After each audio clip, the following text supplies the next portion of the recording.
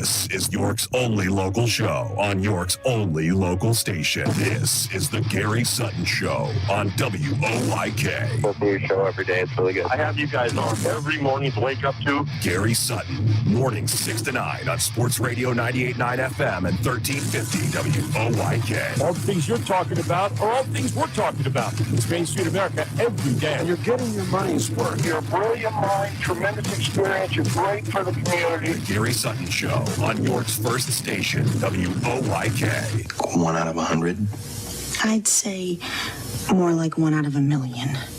So you're telling me there's a chance? Now, broadcasting live from WOYK's downtown York studios inside Wellspan Park, here's Gary Sutton. And welcome to the Gary Sutton Show here on WOYK. It's a Friday morning, the last day of July 2026. Hard to believe, July 31st.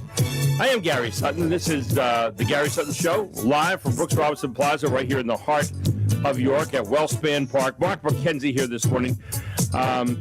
And we're looking forward to a great morning with you as we look back on the week. Lots of things that went on this week. It's the 8th day of the Great York State Fair.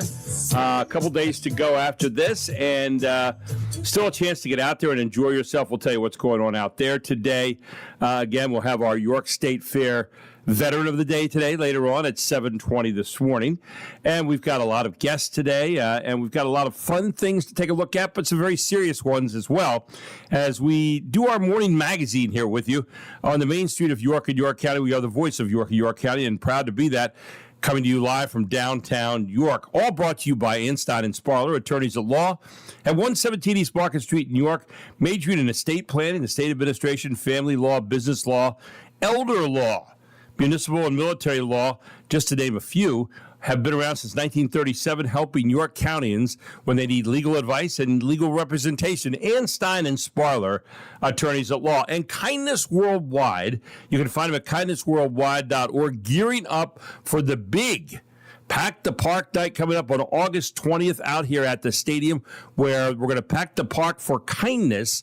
Kevin Smith got it all started 3 years ago, and it is starting to move like a wildfire across the world. But here in York County, kind of the epicenter of all of that, we'll have the Pack the Park night on August 20th. Hope you will get your tickets. You can go to yorkrevolution.com right now or kindnessworldwide.org and get your tickets today for Pack the Park night here on August 20th. I'll be out here. Kevin will be out here. We'll have a big night. It's going to be a lot of fun, and can't think of a better place to, take care of making sure kindness is on display. Why not you? Why not us? Why not right now? Be the good, see the good, and go the extra mile for kindness. And, of course, our text line is open today at 833-478-4729. That's 833-478-4729. And we'd love to have you comment throughout the show on our text line here at the Gary Sutton Show. I don't have a question for today, but you can follow us on social media normally. And very seldom that I don't have a question. I just didn't come up with one today.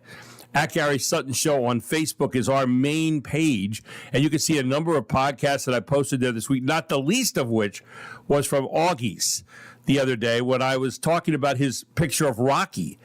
Rocky from the movies Rocky, Sylvester Stallone, Yo Adrian, that Rocky, hanging behind his, on the wall at Augie's joint up there at Central Market.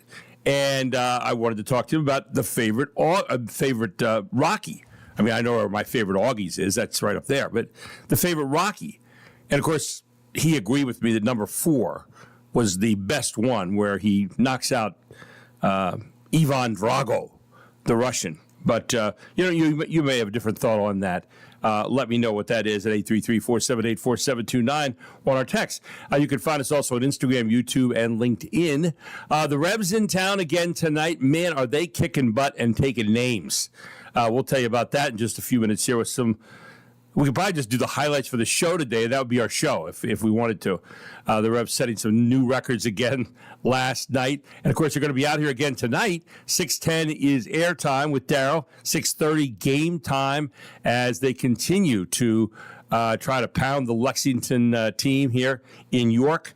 Lexington was number 1 over in the other division, and York just on a tear right now. They've only lost one game in the last, how many? 15 or something like that, 16 games. So we'll talk about that this morning as well. Some great guests on today. Ted Check will not be here today, for those of you who tuned in for Ted at 6:35. But today, the 261st edition of the Great York Fair is going on, and National Mutt Day. National Mutt Day. M-U-T-T, you know, like the dogs, the mutt. Also, and this could get annoying, it's National, I don't know how many elevators we have in York, but it's National Talk in the Elevator Day. National Talk in an Elevator Day. Do you ever just want to get in an elevator and not talk? I mean, most of the time that's it. But sometimes there are people that want to strike up the conversation with you. You're looking up. Yes, eye contact. Yeah, and you don't want that. You just don't. I don't mind. 35 days until Labor Day weekend. Yeah, I'll chat with you in an elevator, Yeah. but you know, it's just, an elevator is one of those things you want to get in and get out of as soon as possible. You want to shut them up real fast? Yeah. Just say, what'd the doctor say? Yeah, okay. All right. Yeah. Or I'm almost over that measles. But Achoo. Yeah. Oh, I'm sorry. Yeah, we have an elevator over here. Only goes Really? we have that's goes right, from in the first elevator. to second floor. Well, and it takes a while. So you could That's get why I in take there. the stairs. Yeah, I love the elevator. I love taking the elevator up. I don't know why I do. I just I think I'm innately lazy. Anyway, with that, we turn this morning to Mark McKenzie for all of the other stuff that happened today. Happy Friday, food holidays, shredded wheat day. Hardly deserves a day. It really does. Well, I like the kind with the frosted. So do I. Yes, Not that the other stuff. The other stuff, really has no use. I mean, maybe Mickey baskets or something like that. I don't know. Yeah. It's okay. It doesn't really have much of a flavor. National Avocado Day. Also doesn't have much of a flavor. Love avocado. Yeah. They add that texture. Guacamole. Oh my god. They don't add texture. There's Sure no they do. texture in avocado. It's soft. It's like yeah, but I mean like that's a not. thick mayo. Well, yeah.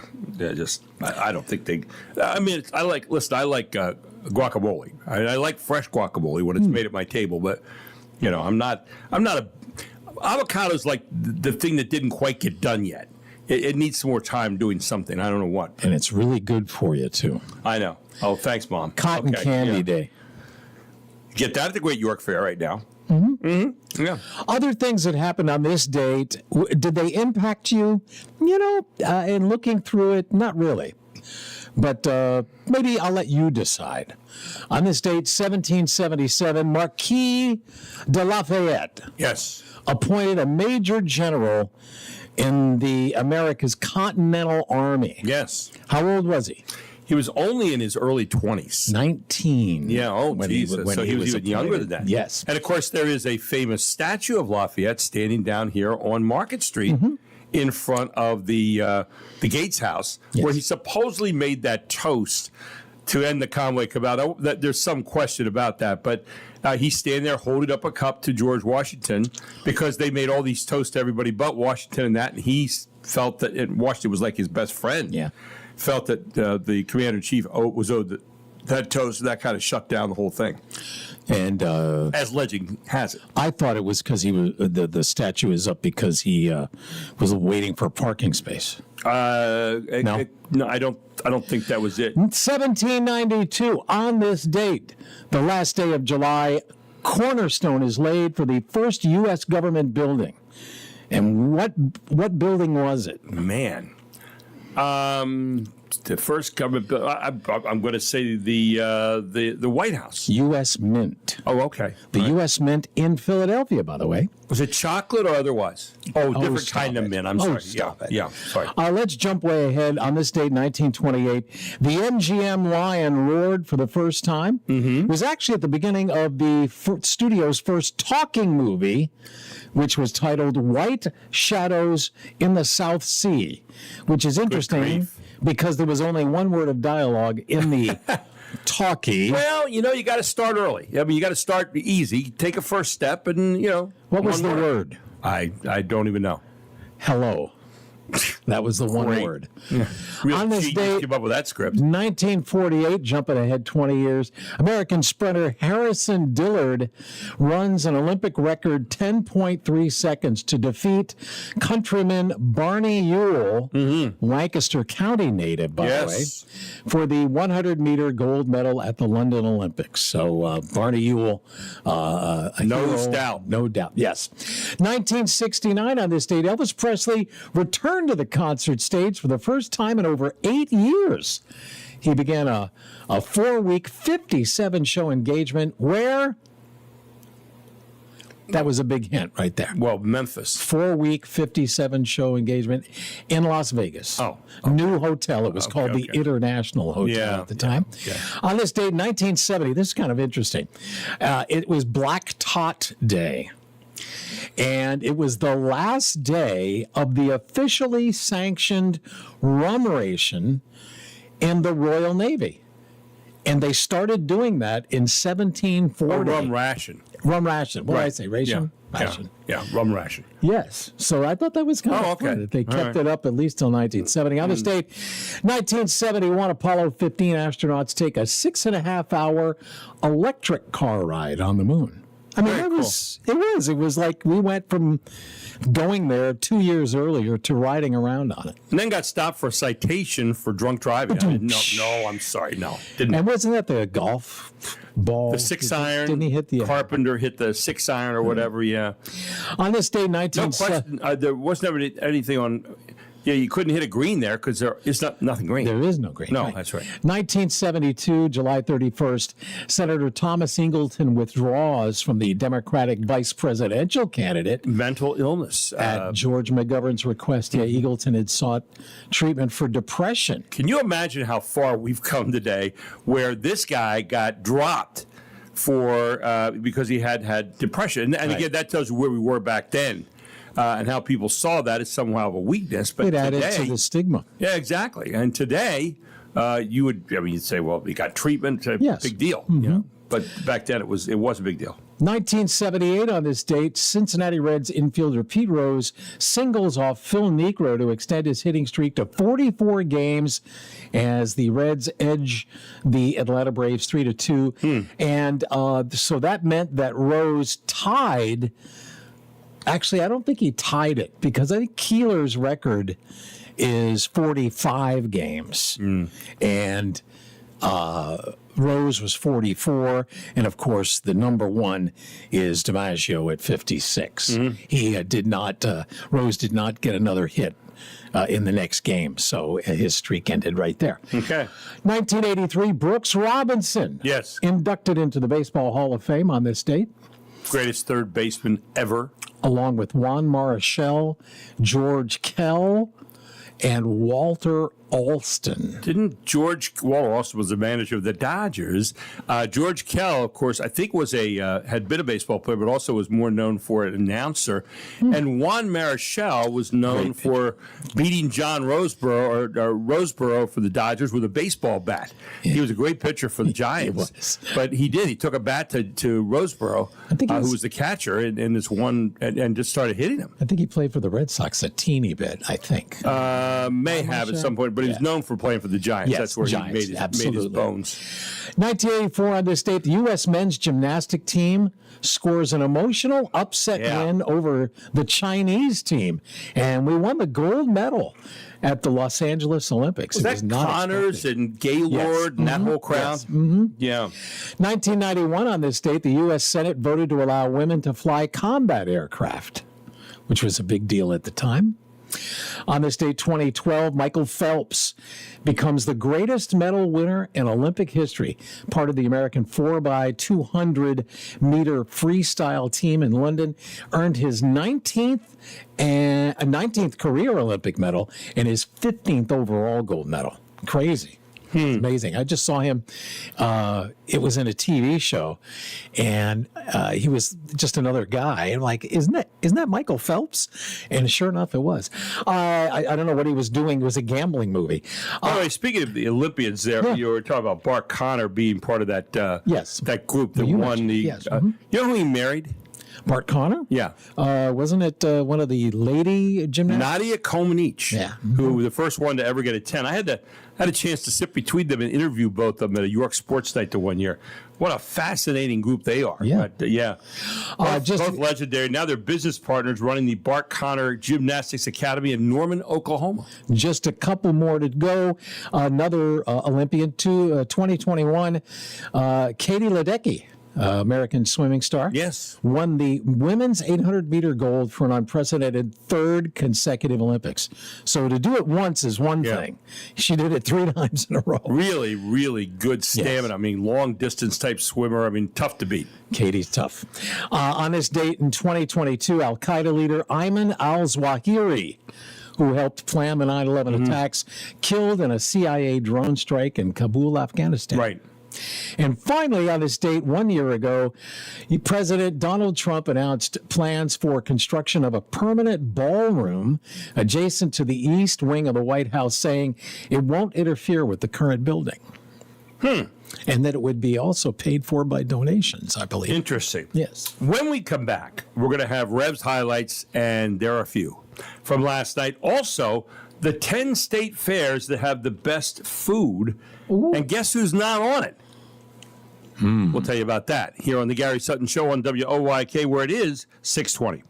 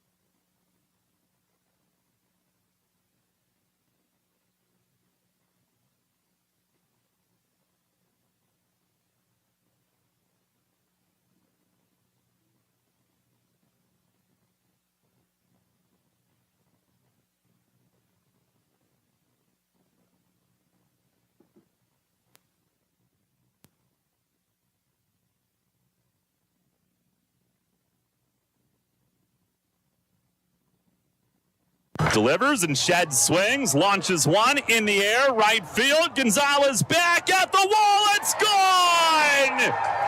Shed Long Jr. goes yard. Towering 2-run shot right out next to the cannon in right field. And the Revs have put up 3 here in the first inning. Tonight they lead it 3-0. 1-0. Swing, and he drives one the other way toward the corner in right field. It hits the wall on the fly. Bates scores. Here comes Tomo B-Ray with a 2-run double.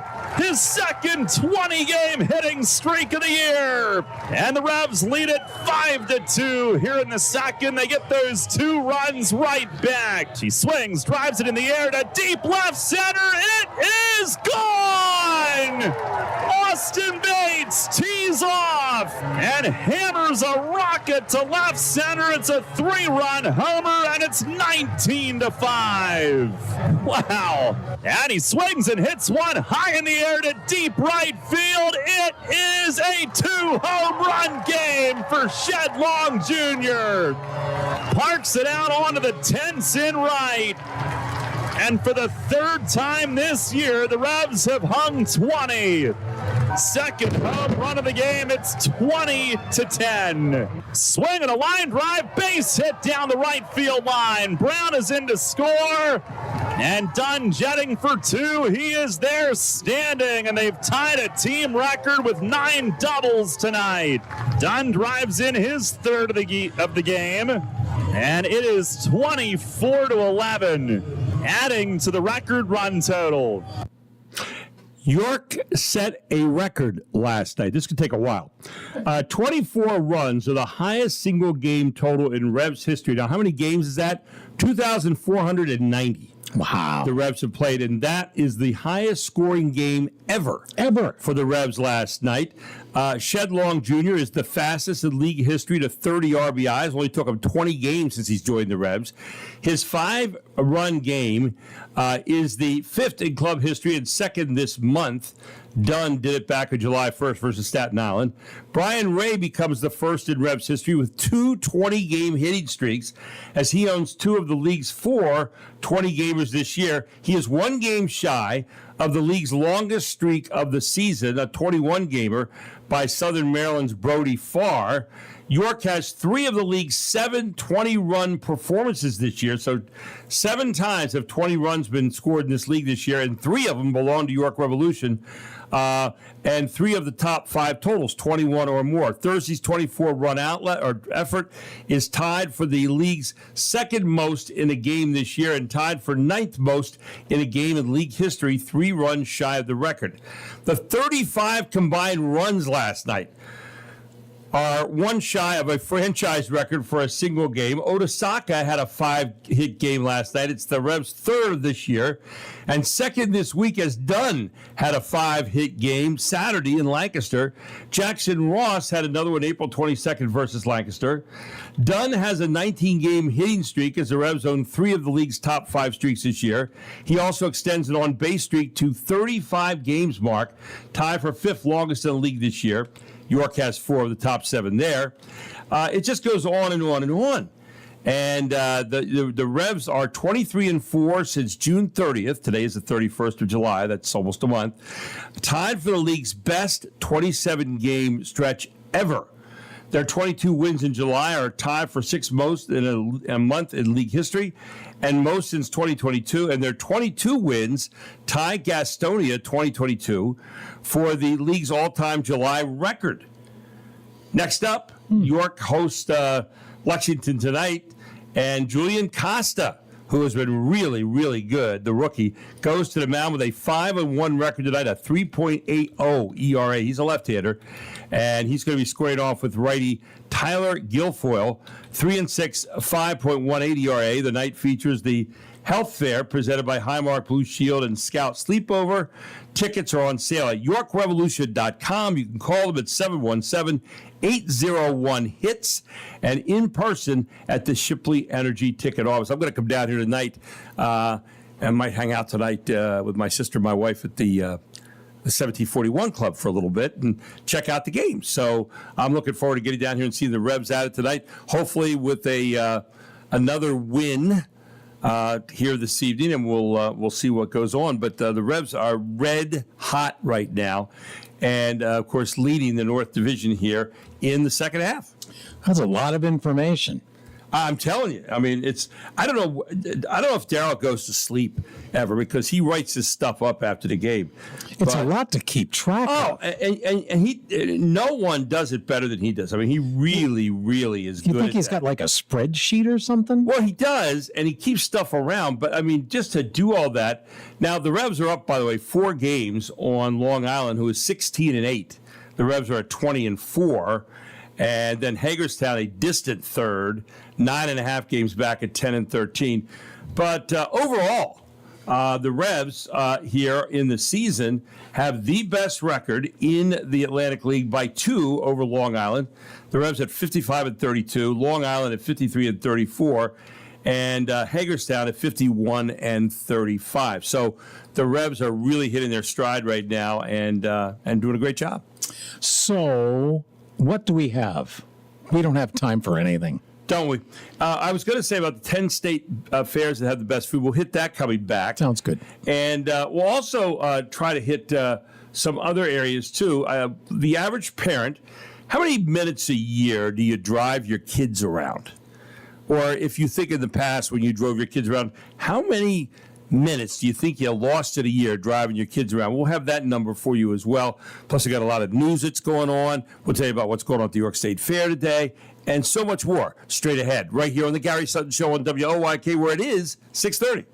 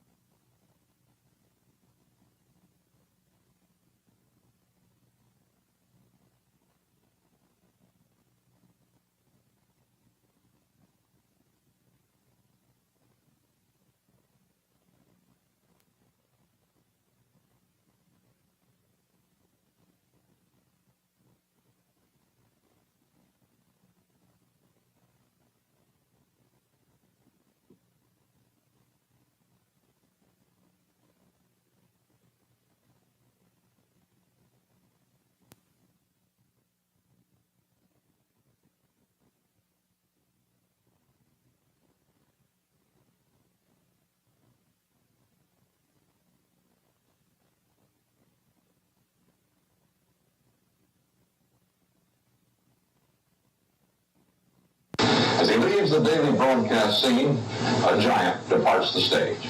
For journalism and for ourselves, we hate to see him go.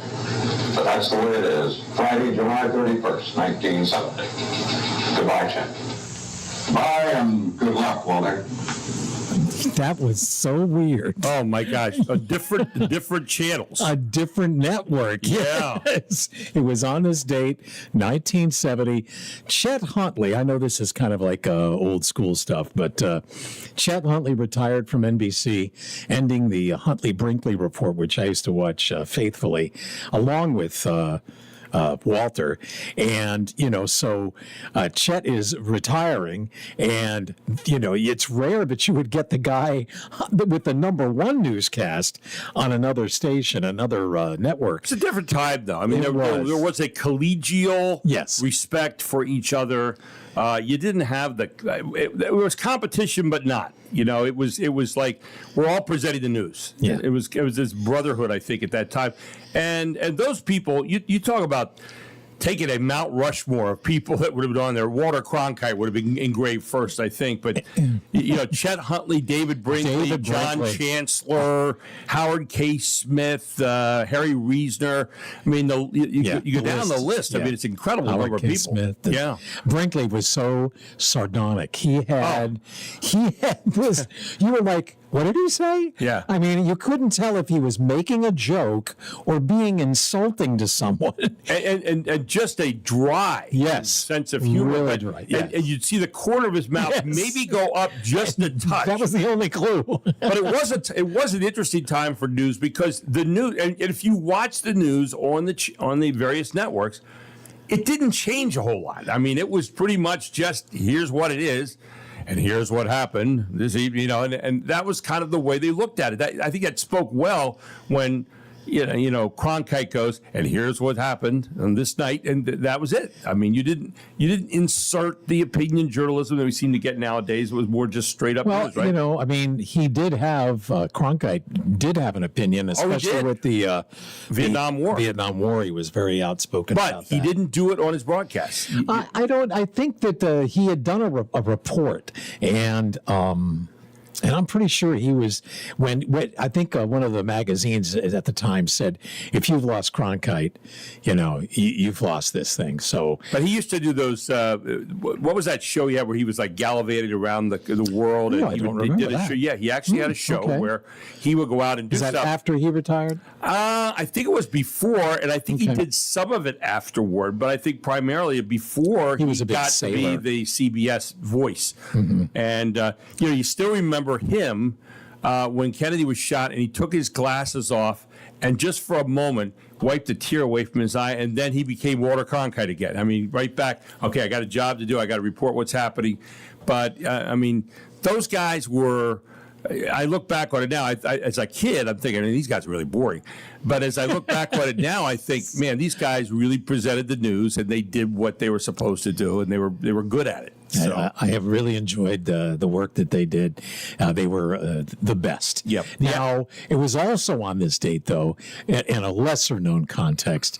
Remember Entertainment Tonight? I think it's still on. Yeah, E.T. But remember Lisa Gibbons? Yeah, I do, actually. Yeah, she was on for a long time. Mm-hmm. She made her first appearance on Entertainment Tonight there you go. in 1984. So it's an interesting day for media. I saw this stupid, and may I say stupid, and I'll tell you why I say stupid, the 10 state fairs that have the best food. Now, there are a lot of reasons we love going to state fairs. We have one going on here in York right now on day number 8 at the York Fair. Rides, carnival games, seeing farm animals up close, checking out a concert by someone who used to be famous, and witnessing, tatted up Gen Zers walking around in oversized stuffed animals because they were too stupid to buy them. But the number one answer on going to a state fair, I'm kidding, is the food. Still. Most of which is fried or on a stick, okay? And some states really deliver. Now, here's the problem. I go down here and I see the top 10 state fairs for festival foods. Okay. Now, in true Mackenzian style, I go, okay, what makes them the best states for festival food? Yes. So, criteria. Number 1, Minnesota State Fair, St. Paul, Minnesota. Number 2, Wisconsin State Fair, West Allis, Allis. I've never heard of it in Wisconsin. The Iowa State Fair was number 3. The New York State Fair was number 4 in Syracuse, New York. Iowa, of course, Des Moines, because nobody knows about any other cities in Iowa. And number 5, Indiana State Fairgrounds and Event Center in Indianapolis, Indiana. Now, I go down this, and then it's Texas, the Big E, West Springfield, Massachusetts, if you don't know that. The Big E is actually 6 state fairs in one. Yes. With each New England state getting its own building and food specialties. Then Florida State Fairgrounds in Tampa, number 8. Alaska State Fair in Palmer, Alaska. Really? Need a plane to get there. Thank you. And where French fried fish is involved. And then 10, North Carolina's new NC State Fair in Raleigh. Now, they didn't release the results beyond the top 10, so you don't know if your fair was one that sucked. But here is the problem. I went into each of these state fairs. They don't have why they're the best. I mean, they have French fried stuff like we have. Yes, they all did dunking Oreos. And I'm going, what is this?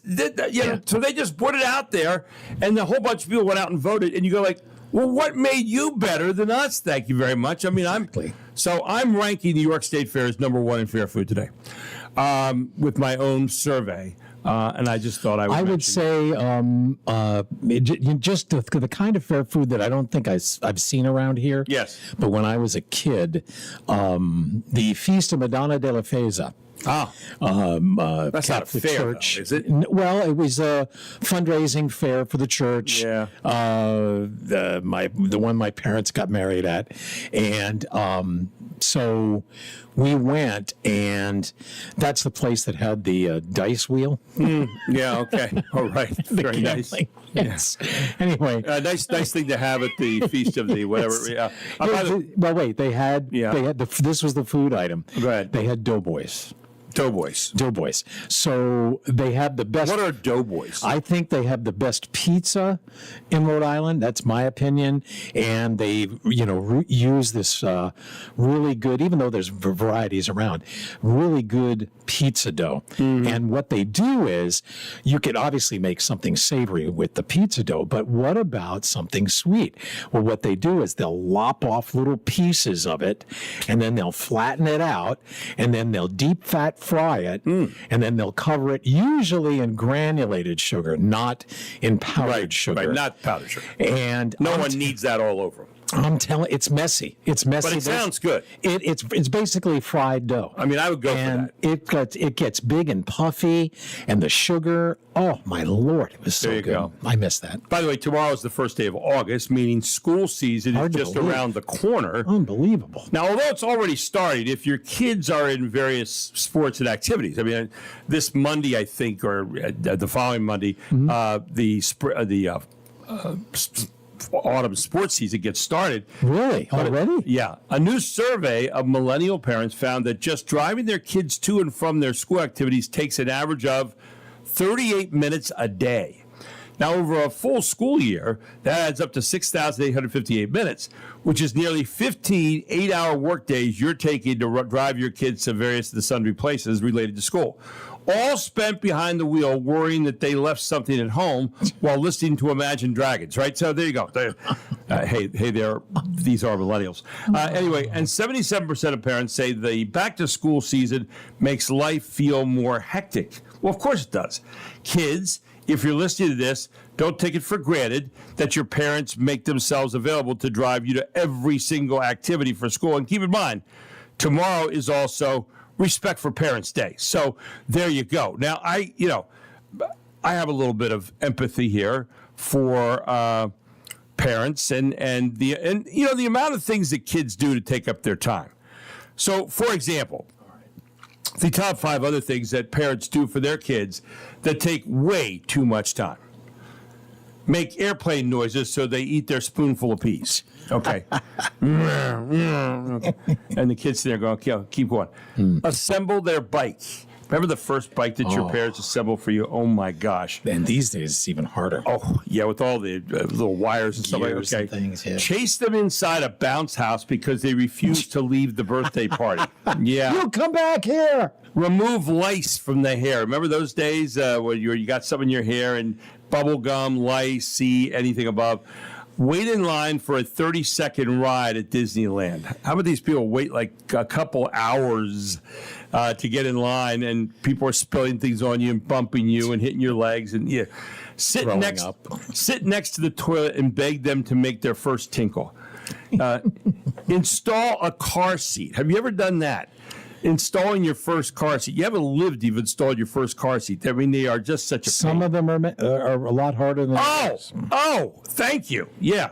Come up with clever notes for their lunchbox every day. Put a little note in. Yeah, I love you. Did your parents put notes in your lunchbox? No. Yeah, yeah. Mine did. It said, "We're moving. We won't be here at the end of the day when you get back home." So yeah, no. Anyway, convince them that there's not a monster under the bed or inside their closet or outside their window. You get the point. Yeah. Okay. Things that parents have to spend way too much time doing for their kids every day, but we do it because we love them, right? Oh. There you go. All right, so I saw this morning. We play these once in a while. Mm-hmm. Usually this one isn't that important. Right. I think that it's interesting to find out the origins of lots of things. Sure. And Fox Facts does do that generally, but the last 10 have been, just ridiculous. I mean, everybody knows. I can't believe they wasted time doing it. And even today is borderline because you probably know where golf ball dimples come from, but Fox Facts has the explanation. Fox Facts. With summer in full swing, millions of Americans are hitting the links. Every golf ball that makes it in the hole has a feature that exists because of a happy accident. The first golf balls didn't have dimples at all. Back in the mid-1800s, golfers used smooth balls made from a rubber-like material. Then players started noticing something strange. Older, beat-up balls were actually flying farther than brand new ones. Those scratches and dents were helping the ball cut through the air more efficiently. Once manufacturers figured that out, they started making golf balls with dimples. In 1905, English engineer William Taylor patented the first dimpled golf ball design. Today, the average golf ball has more than 300 dimples. So one of golf's biggest innovations came from golfers discovering that a beat-up golf ball actually worked better than a brand new one. Matt Murphy, Fox News. And there you go. I use those every single day. I don't even really look at the dimples anymore. I just grab the golf ball. But you're right. I mean, they have. Does it matter for you? People have tried to shape the dimples differently over the years and stuff like that, but it always comes back to round dimples. And so it doesn't matter to you. What you don't have a brand? Or? I do. Oh, you do have. I played Titleist Pro V once. Yeah. So was that the most popular? Do you think it is? Okay. Yeah, and I use those. I also use TaylorMade TP5s occasionally, but the what's the difference? I just feel better about the Titleist. I don't know. They probably don't make a whit of difference, but yeah. And then there used to be a smaller golf ball, a British golf ball. Smaller golf ball. When you play Great Britain, the ball was smaller. Really? Oh yeah. How small? Not anymore. I mean, significantly where you could feel it in your hand. I had a couple of English balls over the years I got to play with, and it is weird playing with them. They look smaller on your club head. I want to say, and there was a little bit bigger ball for women, if I remember correctly. I want to say Deb had one that was it was a bigger ball, and it wasn't not by a whole lot, but bigger than a regular one. Not sure about that one, okay. But anyway, and we'll take a break. We'll come back, and who are the highest paid podcasters of 2026? A lot of people are listening to podcasts, watching podcasts now. But and a lot of people will try to podcast to make money and don't make a dime, but there are some who are making big dimes. And we'll tell you about that when we come back here on the Gary Sutton Show as well, all straight ahead on WOYK.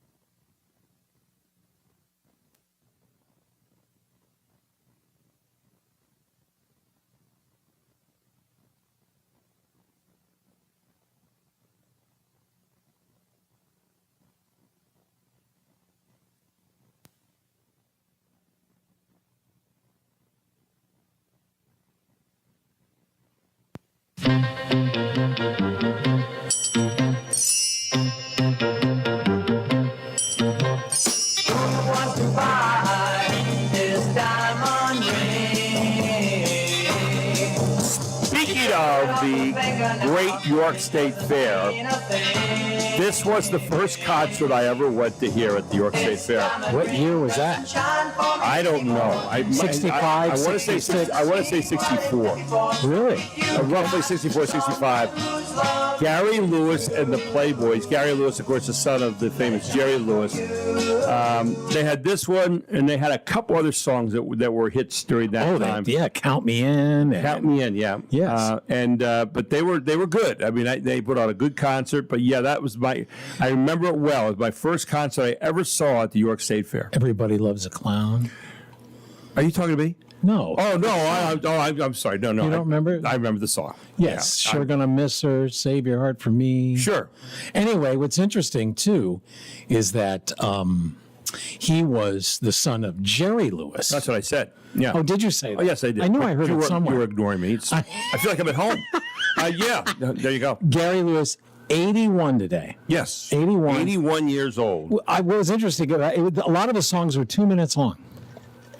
You know, at least the Beatles, they were 2 minutes long, and then they branched out. Right. And they did longer songs. But Gary Lewis Never. Rarely. Well, he didn't have a lot to say. That's true. I think so. Listen, it was not that deep at that time. I mean, Other birthdays today, Rico Rodriguez II. Not a familiar name. No. But Manny Delgado is from Modern Family, very successful TV show. He was a child when it started. He's 28 now. J.K. Rowling. Oh, yeah. Is 61. Interesting. Her birthday and Harry Potter's birthday are the same day. They are the same. Yes. Hard to believe. BJ Novak is 47 today. He was Ryan on The Office. He was also one of the writers of the show. Rare that you have a writer and also someone in the show. Zach Brown, the country artist, 48. Dean Cain, he used to be one of the TV Supermen. Yes. He's 60. Wesley Snipes did his time. He is 64. And this guy... And a good karate action movie guy. What was it, Passenger 57? I think it was. He was also in one where he had to crawl his way into the White House to save the president. And then, of course, Wesley Snipes most famously Major League, where he was, he was Willie Mays Hayes. I thought you were going to say he got convicted of tax evasion. Well, that too, yeah. But this guy I'm going to mention because he was in a lot of big movies. He was in The Terminator. He was in Aliens, just to name two. Michael Biehn.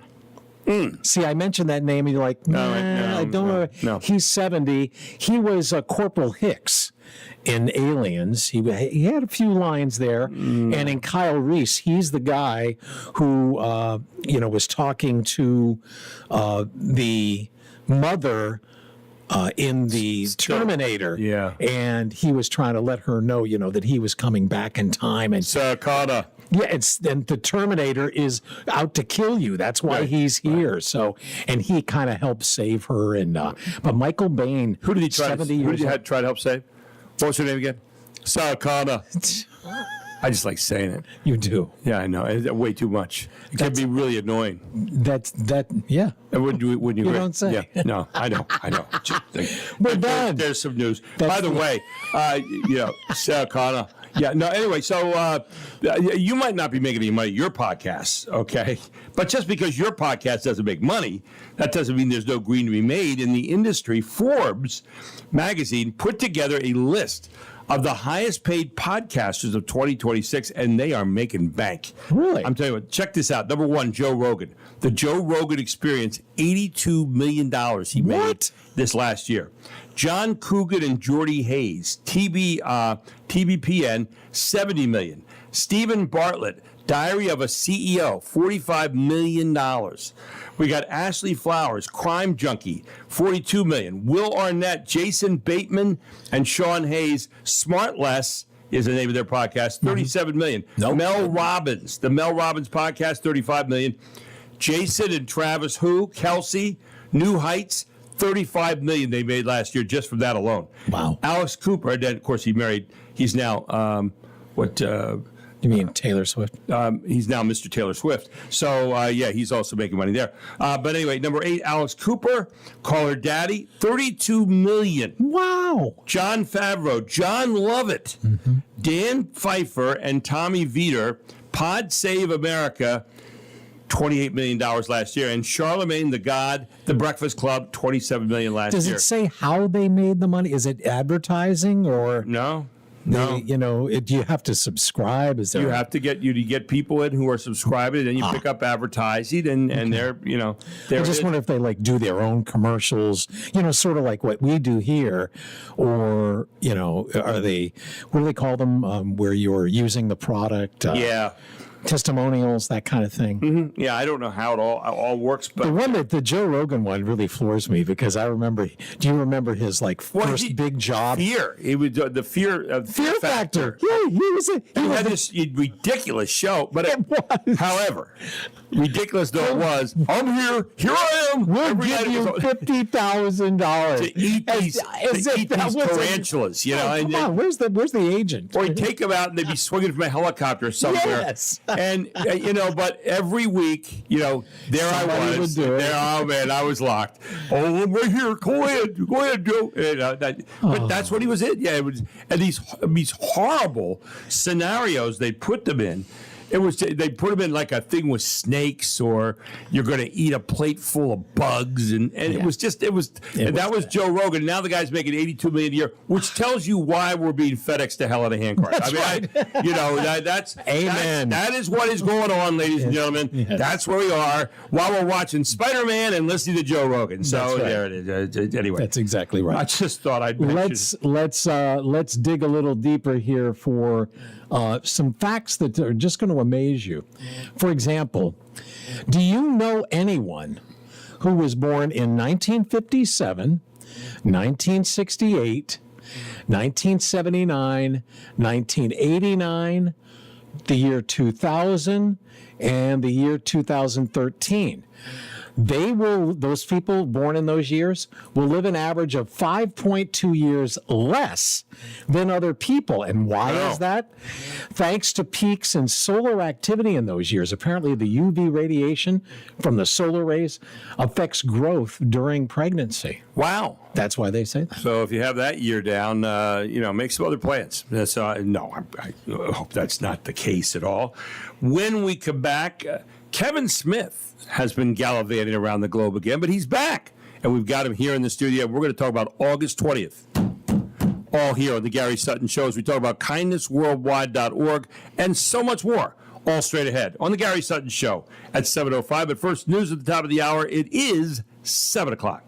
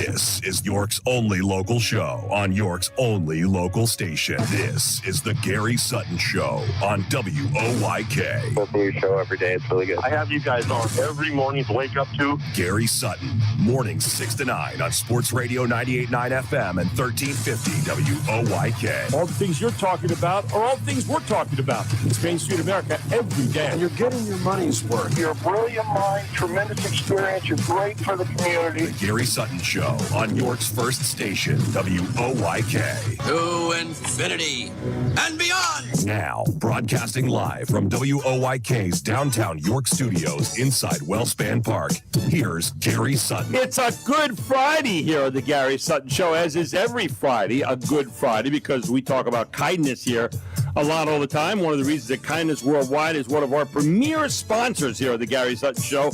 Why not you? Why not us? Why not right now? What can you do to make this a kinder world today? Be the good, see the good, go the extra mile. Kevin Smith tells us about that all the time. He's the one that got this all started a few years ago. Not the idea of kindness, but the idea of kind of resurrecting it and doing some extra things here to be kind to your neighbors and the people around you each and every day, even people that you don't know. But there are so many opportunities out there each and every day. One of the two great spots this hour, along with the Einstein and Sparler attorneys at law at 117 East Market Street right here in York. They've been around since 1937. Give them a call today at 717-846-8811, and they are ready to help you between 8:30 and 5 today. They'll help you beyond that, too, but that's the hours that they have during the course of the week. And, 833-478-4729 is our text line today. Give us a call on our text line, or not give us a call. You actually can text anything you want to today on the text line in a nice way. In a nice way. Okay. And also at Gary Sutton Show on Facebook, also Instagram, YouTube, and LinkedIn. There is no question today. I'm sorry. However, I do have some podcasts up there at Gary Sutton Show on Facebook. Like one I did this week down at Augie's joint, where I noticed he had a picture of the Rocky the statue there on the background in where he's making his burgers. By the way, my wife went down yesterday and got a burger. Mark, and I could just now barely talk about this. Your burger? Went down yesterday. Well, this is what I'm getting to. I went down because she was out yesterday. She had a day off, and I was out playing golf, and so I got home and I said, "How was your day?" And she said, "Oh, I went down to Augie's and had lunch today." I said, "Oh, great." I said, "You know what the featured burger was this week?" She goes, "No." I said, "It was a Gary Sutton Show burger." I said, "What'd you get?" She goes, "Oh, I got an Augie's burger." I said. It's like this awkward silence. And I said, "Oh, so I think I see where our relationship is going now." "Yeah, so you didn't get the Gary Sutton Show burger." She said, "Well, no, why?" I said, "Well, because it's the featured burger of the week." She goes, "Well, I didn't see anything on the signs there." I said, "That doesn't matter. If you listen to a certain show that your husband happens to be doing on your day off, you would know the Gary Sutton Show burger was the featured burger of the day." However, we still have not had any arguments in the last 26 years that we've been married. But I just now can talk about it. I mean, it just hit a tender place with me. But anyway, there you go. But by the way, this hour of the Gary Sutton Show being brought to you by Pappy's Q. Yeah, where she did go with me last night. We went down to Pappy's Q last night, and I had Alaska crab legs and some French fried shrimp. And, of course, you don't have to go to Pappy's all the time, although it's a nice place to go at 35A North Main Street in Jacobus.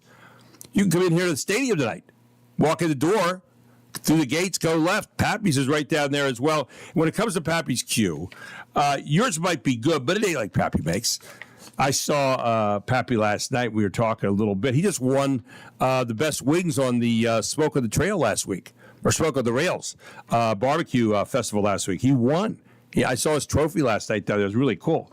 But they make great wings down at Pappy's. They've got surf and turf. They've got platters like 3 barbecue meats like brisket, pork sausage, chicken leg, smokehouse chicken, burnt ends, ribs, half rack rib dinner, whole rack rib dinner. I mean, they've got it all. They got haddock, scallops, breaded oysters. They got it all at Pappy's. Plus mac and cheese like the piggy mac, moo mac, crabby mac, lobster mac, crawfish mac. So many different kinds of foods at Pappy's. They're open today, 4 to 8, and then, of course, tomorrow, 10 to 7. 10 to 8, tomorrow, 10 to 7 on Sunday. And then back again Monday, 4 to 8, Thursday 4 to 8, and it starts all over again. Pappy's Q, where they are making some of the best seafood and barbecue you're ever going to have. Yours might be good, but it ain't like Pappy makes. 717-347-7062 is the number. Tell him Gary Sutton proudly sent you. With that, we welcome back from his gallivanting around the globe in Canada, running with the Bears, Kevin Smith here this morning on the Gary Sutton Show. Good morning, Kevin. The Chief Kindness Chaser at Kindness Worldwide. Good morning, Kevin. How are you? I'm doing great, Gary. It's good to see you, my friend. Well, I always gain at least 10 pounds during our Friday segments. All this talk about Pappy's Q and Augie's and now Gary Sutton burgers. Oh, my gosh. I mean, might have to stop by and get a Gary Sutton burger later today. Well, you'll be ahead of my wife because she obviously was not. Now, she had to only take you could get it with 2 or 1 burger. So go the extra mile and get an extra burger. Well, you work out so regularly. But it was. I might have to work out a little extra after that Gary Sutton burger. Yeah, I could just now barely talk about it. Can you imagine your wife, Ann, going down to get a sandwich named after you? The only thing, I don't ask a lot. But could you get a little? Mark hasn't even had a Gary Sutton Show burger yet, so it's I think the Gary Sutton burger needs a sidekick, like the Mark McKenzie something special or Mark McKenzie ketchup hot dog. That's what it is. There it is. That'd be it. But anyway, it's a dynamic duo, right? You heard the agonizing scream in the background. Never. Anyway, great to have you back. We were in Canada. You sent me a picture of bears running across the road. Yeah, literally the 3 little bears, the 3 little cubs, and a mama bear, and one ran up a tree. I mean, you don't see bears very often, especially. You didn't try to talk kindness with them at all. No. I was in the bus, safely protected, but it was great to have about 10 days to just decompress a little bit, see Mother Nature, and the Canadian Rockies are absolutely amazing to see. Beautiful. Pictures don't do it justice, and we were in Banff and took a bus west and Vancouver and Victoria Island and flew back from Seattle. So it's good to recharge, but back in the groove right now. There's a lot going on, but it's good to decompress for about 10 days. Well, 2 things I want to talk to you about this morning. The idea of this rock, and then more importantly, August 20th. August 20th, we have been hammering here, and we want people to get out there that night. I'm going to be out here that night. You've graciously given me a suite for the evening, and I'm going to have a bunch of my friends and people in, and I'll probably get a lot more friends after I say this. They call me up and say, "Hey, Gary, I understand. I haven't seen you in a while, but in all seriousness, pack the park for Kindness Night, and this is huge, and we are making this a focal point in the next 20 days." Here on this show of getting people out there. We're going to do a countdown, but we want people to get out here for that night.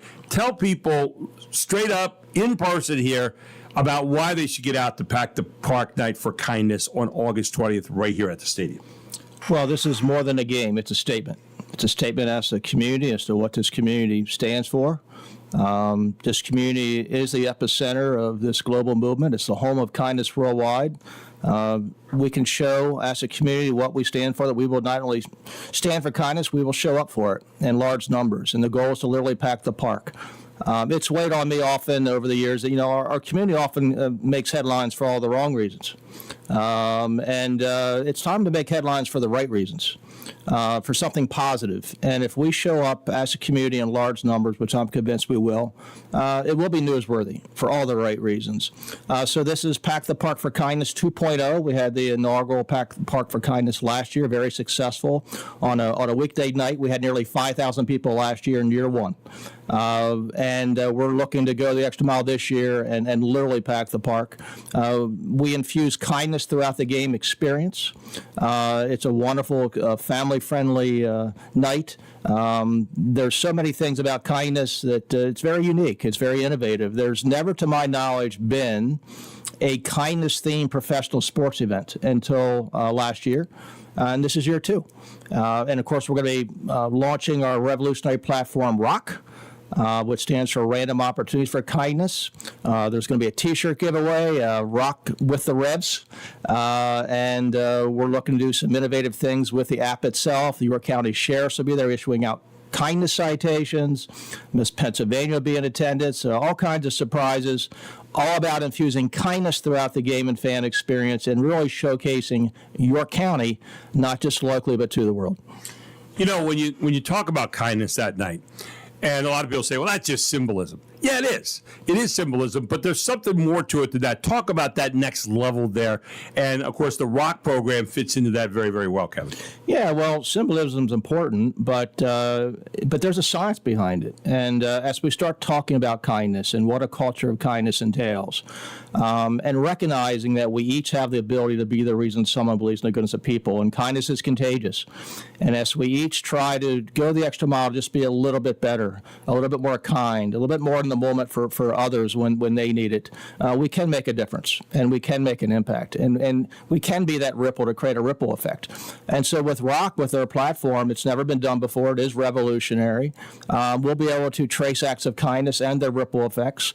Each act of kindness really appears on the app like a global map that lights up the world. And our goal at Pack the Park for Kindness on August 20th is to have at least 1,000 people sign up for the app, 1,000 points of light, so to speak, and to light up the stadium with kindness and really show the world we are the epicenter of this movement, and then amplify it outward. We want to export kindness to the world from York County, Pennsylvania, where this movement began. Yeah, it'd be nice for all of our media outlets to get out here and cover that, hint, hint. It would be nice for people to get out here for the various television networks and cover this, hint, hint. Get out here and put the pictures out of people getting together, trying to do acts of kindness. And then, of course, you'll have the cards out here. You'll have all kinds of people in the concourse here at the stadium at Wellspan Park who are going to be lining the concourse with different things that they're doing to try to really push kindness in this community.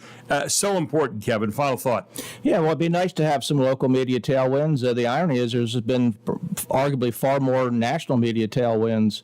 In fact, I'll be flying to Chicago to be on Daytime Chicago on August 24th on the heels of Pack the Park. They're aware of this movement and excited to talk about it, amplify it.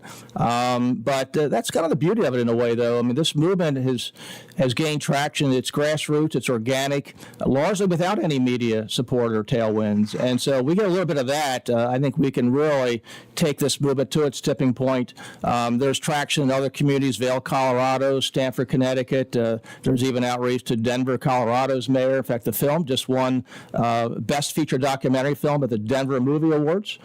So there's a lot of momentum going nationally, certainly locally, but we would love and welcome to have some local media support to give us some more tailwinds. We're going to talk about it more on Monday, too, Kevin. Thank you for joining us this morning. You got Brandon Wiley coming up next, our York State Fair Veteran of the Day. Circle it, get it now, get your tickets today. Don't wait. August the 20th, right here at the stadium. Pack the Park for Kindness night, and we are looking forward to being out here. I'm going to be out here all night that night. Kevin will be here, all kinds of people. It's just a great night to be out with your neighbors and really show off York as a centerpiece for kindness. Kevin, thanks for all you do. KindnessWorldwide.org. Get your tickets there or at YorkRevolution.com. We're going to be hammering it in here in August. Big night coming up. Make that ground zero for yourself and your family on August 20th. Kevin, thanks so much. Have a great weekend. Thank you, Gary. You as well. Looking forward to see the entire community pack the park on August 20th. You got that right. We'll come back with Brandon Wiley. Next up, the United States Army York State Fair Veteran of the Day here on the Gary Sutton Show on WOYK.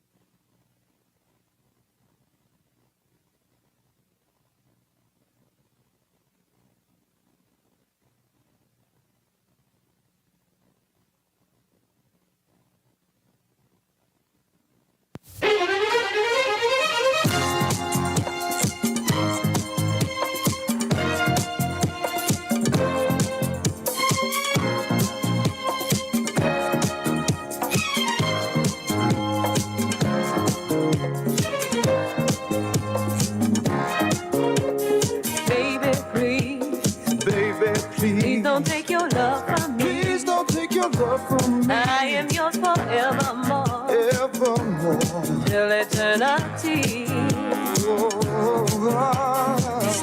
Always loved this song, and we mentioned the other day about Donna Summer, who tragically died of cancer later on. But what a voice!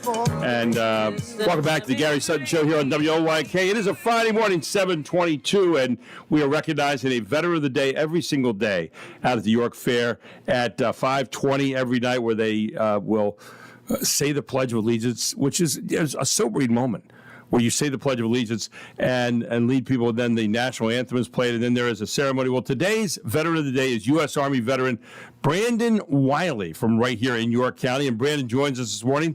Good morning, Brandon. How are you? Good morning, Gary. Doing great. Brandon, how are you? I'm doing really well, Brandon. An honor to have you aboard. You had a different kind of job during your time in the military, but your basic training, as so many have been, at Fort Jackson, South Carolina, back in 2006. But you were an Army cook during Operation Iraqi Freedom, and you provided far more than meals, right? Talk about your experience in the military. Yeah, so I graduated from York County School of Technology. Right. It's in the baking and pastry program, and wanted to go to college. Parents couldn't agree on how to handle that, so took it upon myself to go into the Army. And I had the dream and aspiration of wanting to be a chef later on in my career. So I went into the Army as a cook. Graduated from Fort Lee through Basic Army Food Service School, and then got stationed down at Fort Stewart with 3rd Infantry Division, and ended up being a cook, and then led to my deployment for the Surge campaign. Wow. You know, the third division, by the way, the 3rd Infantry Division, a lot of people don't know about that, but it's the Army's most decorated division. It's known as the Audie Murphy Division, and you were in that division, obviously. You were assigned to G Company, Field Artillery, 2nd Brigade Combat, and after 9 months of training, you receive orders to go to Operation Iraqi Freedom, part of the whole Surge campaign. Talk about that and how all that went down. Yeah, so I, after graduating AIT, got orders to go to Fort Stewart for the 3rd Infantry Division. Didn't know much, I didn't grow up in the military, family history-wise, so it was all kind of new to me, but quickly, I'm a big history buff. When I got there, I was like, wow, one of the most prestigious divisions in all of the United States Army. So there's a lot of pride that came with that, and then, like I said, I got orders to go and join 19 Field Artillery Golf Company, which is the quartermaster supply company for 19 Field Artillery Battle Kings, 2nd Brigade. And, we spent, once I got there, the cook section that I joined, there was only one soldier missing. I'm a very superstitious person because of my military career, and this was probably the first good taste of that. There was only one person missing in the cook section, and his name was Specialist Danny Anderson, and I still wear his KIA bracelet. Wow. I still have it on my mantle. There was only one person missing, so it was very obvious who I was replacing. Right. So it was always an honor to serve, Well, you were serving in a pretty nutsy place there. You were in Kuwait, Baghdad International Airport, Balad at Forward Operating Base Anaconda, and then you were sent to Mahmudiyah, Iraq, in what was referred to as the Triangle of Death. And you were sent there to cook and help convoys as a rear gunner. You conducted day and night combat operations at Patrol Base Whiskey 1, and you said basically your job, you kicked indoors at night and then cooked breakfast for my guys, right? I mean, that's kind of an interesting combination of jobs, right? Yeah, so we, obviously 3rd Infantry Division's the home of the mechanized infantry, as they say, for the Army. But, it was kind of unfamiliar territory at that time frame for the Army, and going through war like that. especially such an urban house-to-house combat terrain. So part of the surge movement was that additional help to get Al-Qaeda forces out of, the terrorists out of Iraq.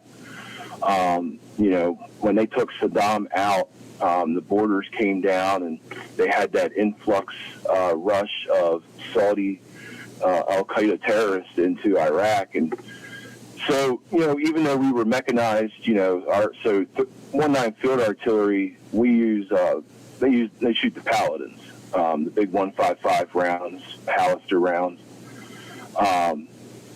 But, they took us and moved us into that area. That area, like I said, it's called the Triangle of Death, but, we refer to it as the Hornet's Nest. It just sounds a lot more polite. Yeah. Especially when you're in that environment. But, when they moved us in, our unit, they took over a schoolhouse for women. That's what it was originally used for. But then the terrorists came in. They pretty much, it was either they kill you or they tell you to move out. And so we went in there, set up shop, and we would run operations, missions. We used to do like Hey You missions, which was go about basic water, give them basic medicine, and you try to make friends with them. That way, you're not always getting mortared on. It's always good to do that kind of stuff. But amazing stuff. And I know it said your mission as a cook was every time you cooked a meal, you made sure it reminded people of home. I saw you left the Army in 2009. You continue your service in the Dallastown community as a second pass commander of the Dallastown American Legion Post 605. Recently a district vice commander of the 22nd District of the Legion.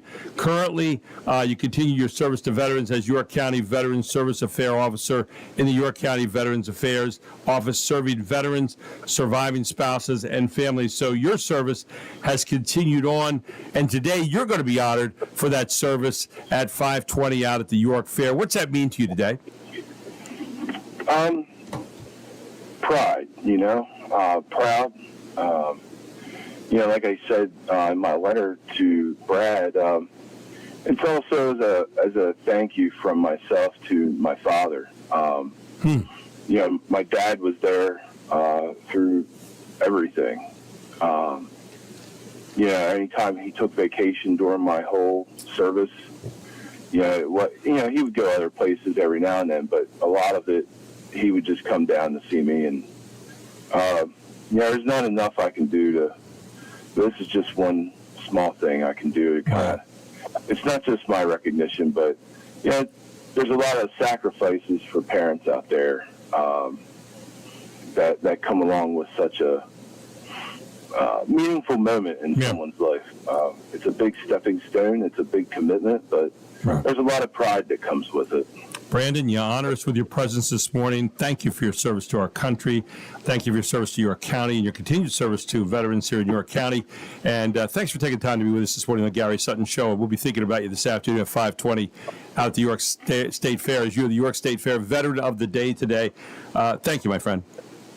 Thank you, sir. If I could say one thing to all the vets out there, please come out and contact your local county Veterans Affairs office and pursue your benefits. If it's not for you, please do it for your loved ones. It's very beneficial, and they're there for you. The benefits are there for you. You deserve them. You served. You fought for this country. So please pursue your benefits.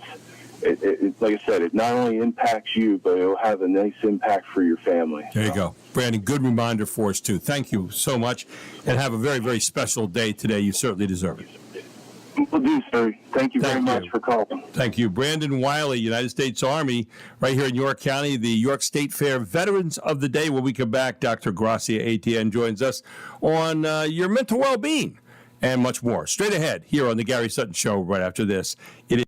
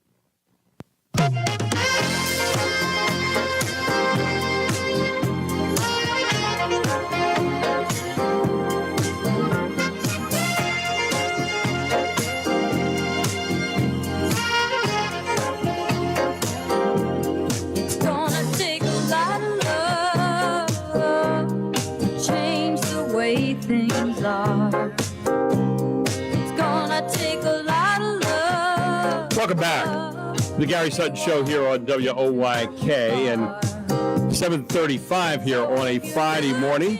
So glad you could join us. We have, we talk a lot about mental health here on this show, and it's something I've been interested in for a long, long time. But Mark had a story this morning where Thomas Eagleton, back in, I believe it was 1968, was chosen to be a vice presidential running mate for George McGovern. Actually, it was 1972. And he was briefly the Democratic vice presidential running mate. He suffered from bouts of depression throughout his life, resulting in several hospitalizations, which were kept secret from the public. And just to show you how different the times were back then, in 1972, when they were revealed, the McGovern campaign was humiliated, and Eagleton was forced to quit the race. He later on became an adjunct professor for public affairs at Washington State University, in St. Louis, Missouri. But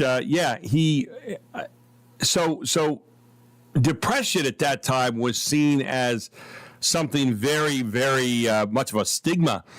McGovern chose Eagleton after only a minimal background check, as was customary for vice presidential selections at the time.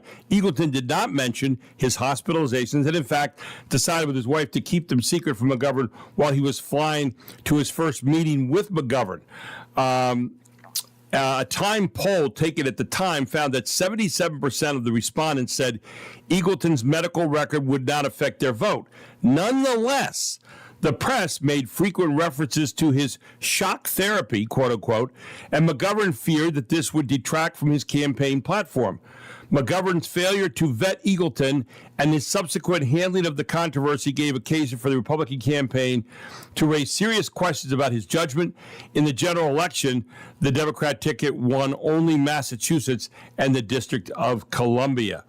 Now, Eagleton was reelected to the Senate in 1974 with 60% of the vote against Thomas P. Curtis, who had been his opponent in 1968. In 1980, he was reelected by a closer than expected margin over St. Louis County Executive Gene McNary.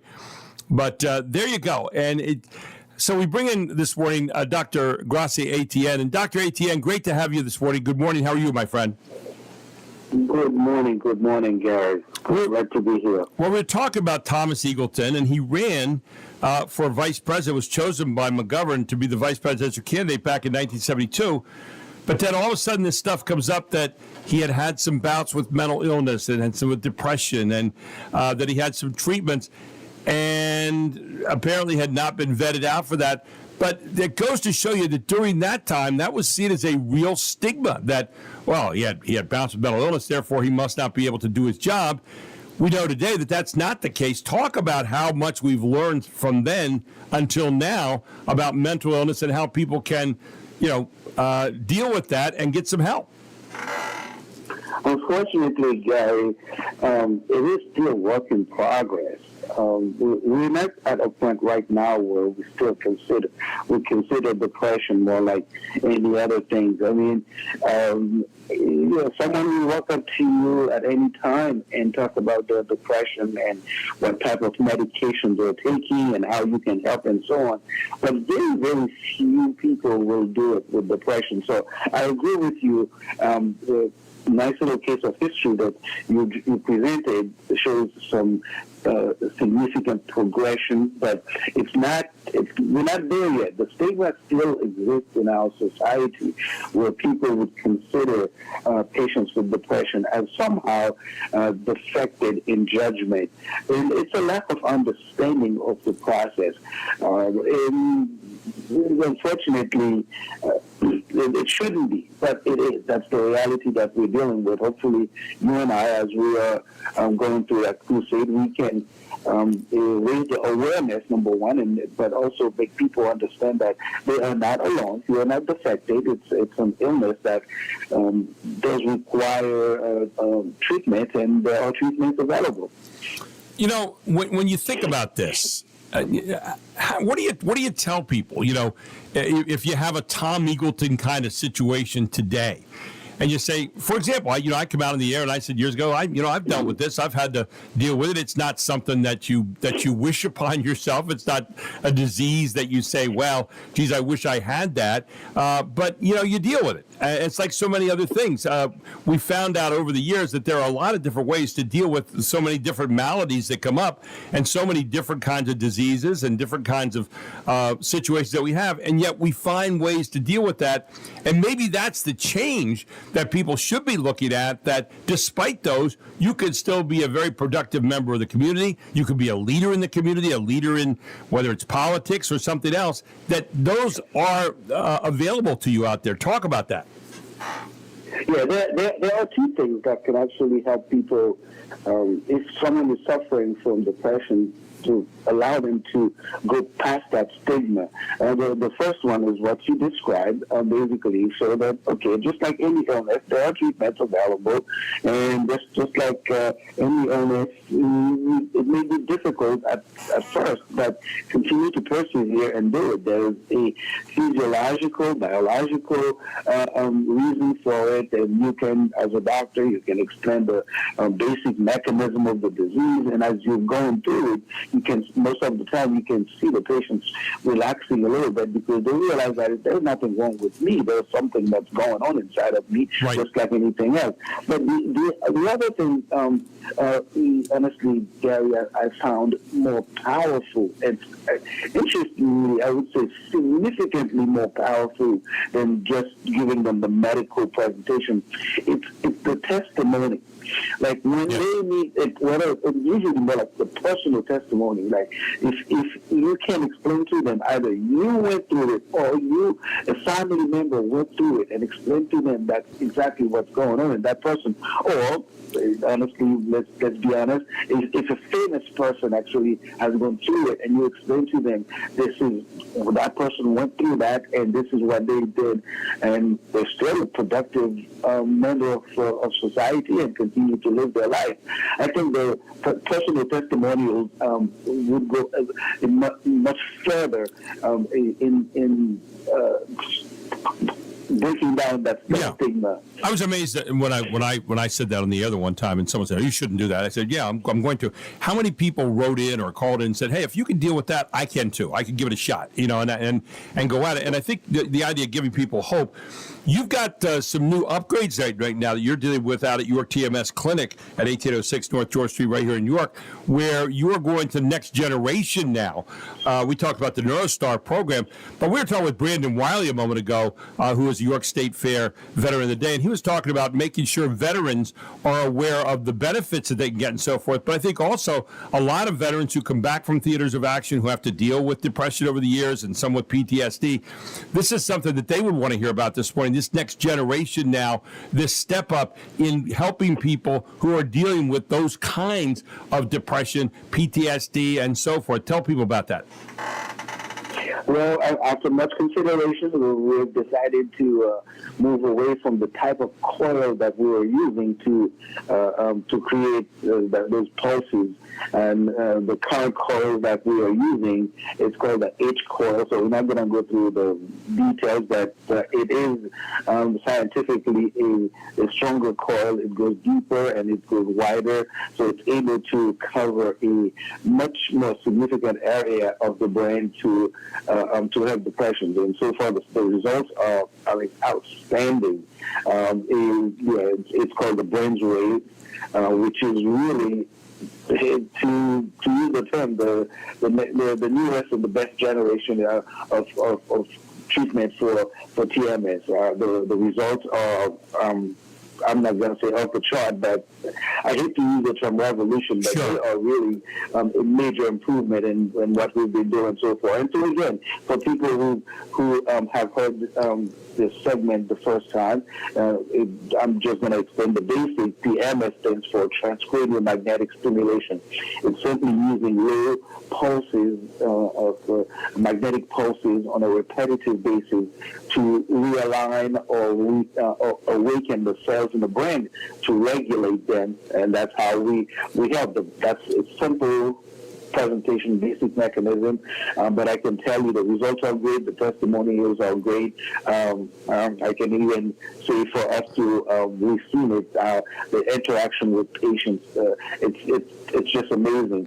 If there's any questions, just stop by. We'll show you the machines, and we'll even let you test it if you want, and to see if that's something you want to consider.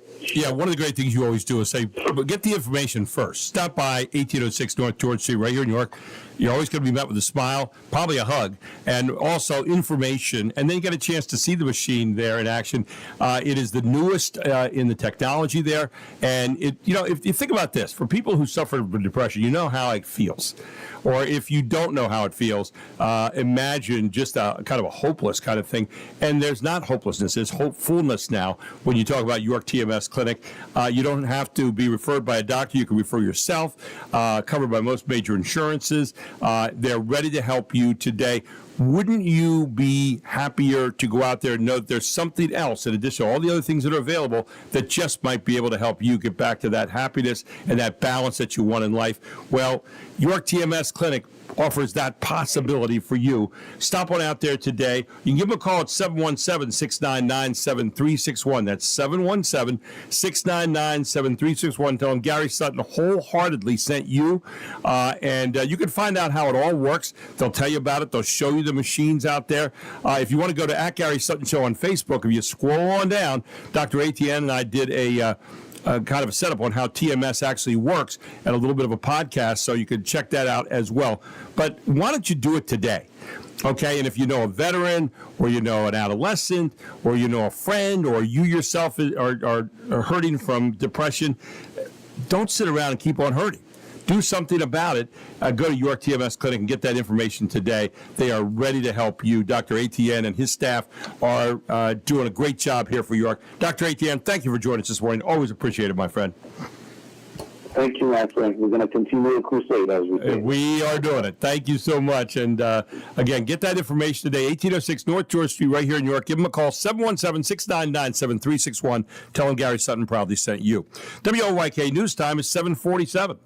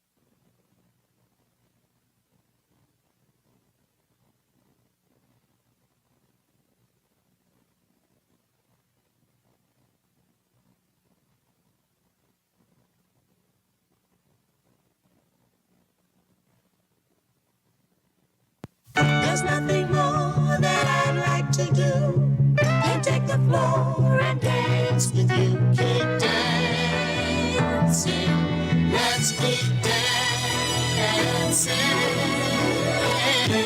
Just keeps getting better at that. Man, Peaches and Herb. Man, you're hitting it. Home run after home run this morning. Bar McKenzie, yeah. Nothing on the list? No, this is great. Keep going. Go ahead. I'm moving. All right, you're in bed, but you can't stay there. No. You're rocking out of bed. Ready? Here we go. Take it. Show them how we do it now. Show them how we do it now. Let's show the world we can dance. I'm trying, but no one's believing it. Strut our stuff. The music gives us a chance. This time, you talk about an energy song. Here it is. Out on the floor. Moving loose. Our heart to heart. We put in motion and we sing. I can see Todd Howdy's show doing this. Happy, right? A little moonwalk as he's making some of those great battered shrimp with that barbecue. Yeah, you got it at Pappy's Q, the sponsors of this hour on the Gary Sutton Show down at 35A North Main Street in Jacobus. Right out here at the stadium tonight. When you get out here to see the Revs play Lexington tonight, it's just inside the stadium door to the left. But yeah, can't see them just bringing that food out to you right now, just sliding across the floor. Whether it's mac and cheese, pork barbecue, lobster, pulled pork, ribs. 4 to 8 tonight, by the way. They're open down there in Jacobus. Give them a call at 717-347-7062. Tell them Gary Sutton proudly sent you. I was there last night with my wife having dinner down there with Destiny, who's the daughter of Todd and Amy Howdishell, Pappy and his wife. And just a great experience. And you'll love it stopping by and getting those great barbecue and seafood specials. But you can do it out of the stadium tonight as well. Pappy's Q, barbecue and seafood, 717-347-7062. Yours might be good, but it ain't like Pappy to make. Pappy's Q. So you've been talking about music, but let's talk about, that was old music. We've been doing 1979 bumper. Excuse me, old music? Well, 1979. Well, it's a long time ago. But you know what? Music that never... It seems like it was yesterday. Yes, thank you. But check this out. This is a brand new song, and I don't know how much talking there is, so listen. A brand new special edition of the Beatles album Rubber Soul, out October 2nd, will feature 23 previously unreleased recordings, mostly early takes and demos, plus an entirely unheard John Lennon song, Little Girl, a home recording from 1965 that's remained a closely guarded secret for decades. Rolling Stone describes the song in part as a fragile, gorgeous, bittersweet little tune. Just John and his acoustic guitar, adding, it's reminiscent of their song I'm Only Sleeping. The song doesn't feature any additional contributions from the surviving Beatles, unlike 2023's final Beatles song, Now and Then. Michelle Polino, Fox News. Yeah. Yeah, okay. What else do we have going on there? Well, let's take a look. We have, you've heard about, cars that pick you up. Uber has a driver, but not all these driver things have a driver in them. They have, it's automated. And now they have a new one. It's called, I don't know. I don't know exactly how to pronounce it. You might live and work in one of the cities where self-driving taxis are deployed, and now one more is on its way. The National Transportation Safety Administration is giving a green light to Amazon's Zoox. Unlike Waymo and Tesla's Robotaxi, Zoox's fleet of vehicles have no driver controls, but feature a large passenger cabin with carriage-style seats. Zoox has been testing in certain markets, giving free rides. But with the regulatory approval, they can now fully deploy with special conditions and offer rides for paying customers. Like other ride services, it has its own app. Eben Brown, Fox News. Would you do that? I would do that, yes. I would do that. That's good stuff there. I like what's going on with that. And by the way, new in theaters today, Spider-Man, brand new day. Do we need another Spider-Man? I really want to know more about it. Tom Holland returns as a solitary, more mature Peter Parker, and most other ones, Peter Parker is not that mature, for the start of the next trilogy as a full-time Spider-Man in a world where nobody remembers him. I wish that were the case. What? It's directed by the guy who did Shang-Chi and the Legend of the Ten Rings. Oh. Now, the action picks up 4 years after the events of No Way Home, where Peter had to voluntarily erase himself from everyone's memories to stop all those multiverse incursions that he caused by messing up Doctor Strange's spell. In other words, all the movies they've made, messing our lives up, just make it go away. But that did not happen. As a new threat emerges, Spider-Man is the only one who can stop it. But then his powers start to mutate uncontrollably. So he turns to Bruce Banner, the one guy he knows with some experience controlling his own transformation into the Hulk. Wow. Zendaya and Jacob Batalon are back as former friends MJ and Ned. John Bernthal shows up as the Punisher. Mark Ruffalo is the Hulk. Sadie Sink from Stranger Things has some kind of secret role, and Peter finally gets his own organic web shooter. There you go. John and Tom were in the Odyssey as well. Mm-hmm. Yeah, I didn't see the other ones. I'm having serious doubt as to whether I'll see this one. Well, I had a chance to see a promo. I think it's on HBO Max. I'm not 100% sure. I think that's it. Where there's one superhero, they've tried to make him a successful venue for entertainment, and it just hasn't worked out. It didn't really work out on TV. They've done a couple of movies for this character, and now apparently they're going to try one more time. And do you know which one of those comic book heroes has failed time and time again? I don't know if you were a big comic book guy. Not really. I did some, yeah. Well, I know you remember hearing about Green Lantern. Yes. Yes, and I think I used to watch that show. Most of them have failed, and now they're going to try one more time with this high-tech CGI stuff, and they're going to be trying that very shortly, so be watching for that. I don't think it's a movie. I think it's one of the streamers. Well, we do want to remind you this hour has been brought to you by Pappy's Q. Don't forget to check them out tonight, 4 to 8. Also tomorrow, 10 to 7, Sunday, 10 to 8. And also out here at the stadium, Pappy's Q, barbecue and seafood, the best you're going to taste anywhere. They got all you can eat seafood possibilities down there at Pappy's Q. Stop on by, 35 North Main Street, right there at Jacobus, PA, 717-347-7062. Pappy's Q, where they are ready to make your life a culinary heaven tonight. And any of the nights that they are open, Pappy's Q. Don't forget to see them when you're out here at the stadium at Wellspan Park also. Coming up this morning, we are going to be checking in next hour with Jim McClure on some history of York County here, and also at 8:35 with Dennis Owens. And then Dr. Nick Pantelides ends the show. It is 8 o'clock.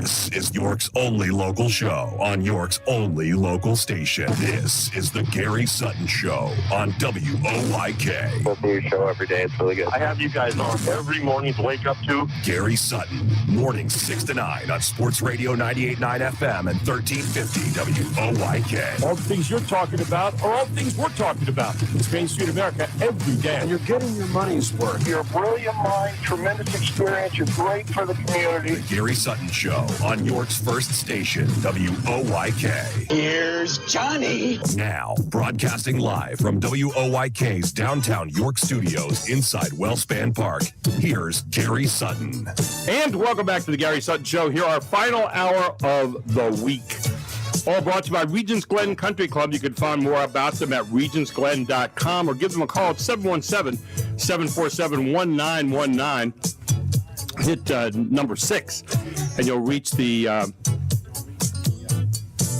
people who are going to be able to help you get a membership there and show you around and show you all the different kinds of membership at a great golf course, which has now become totally affordable for a country club membership right out there off 1000 Golf Club Drive, right across the street from Indian Rock Dam School, where they are ready to meet you today. I've been a member there since 2001, and I got to tell you, the Arthur Hills Golf Club, the fairway table dining that you have inside, the bocce courts, the pickleball courts, tennis courts, swimming pool down in the back of the restaurant. You can actually eat your dinner down there at the swimming pool, the workout center, all the activities going on.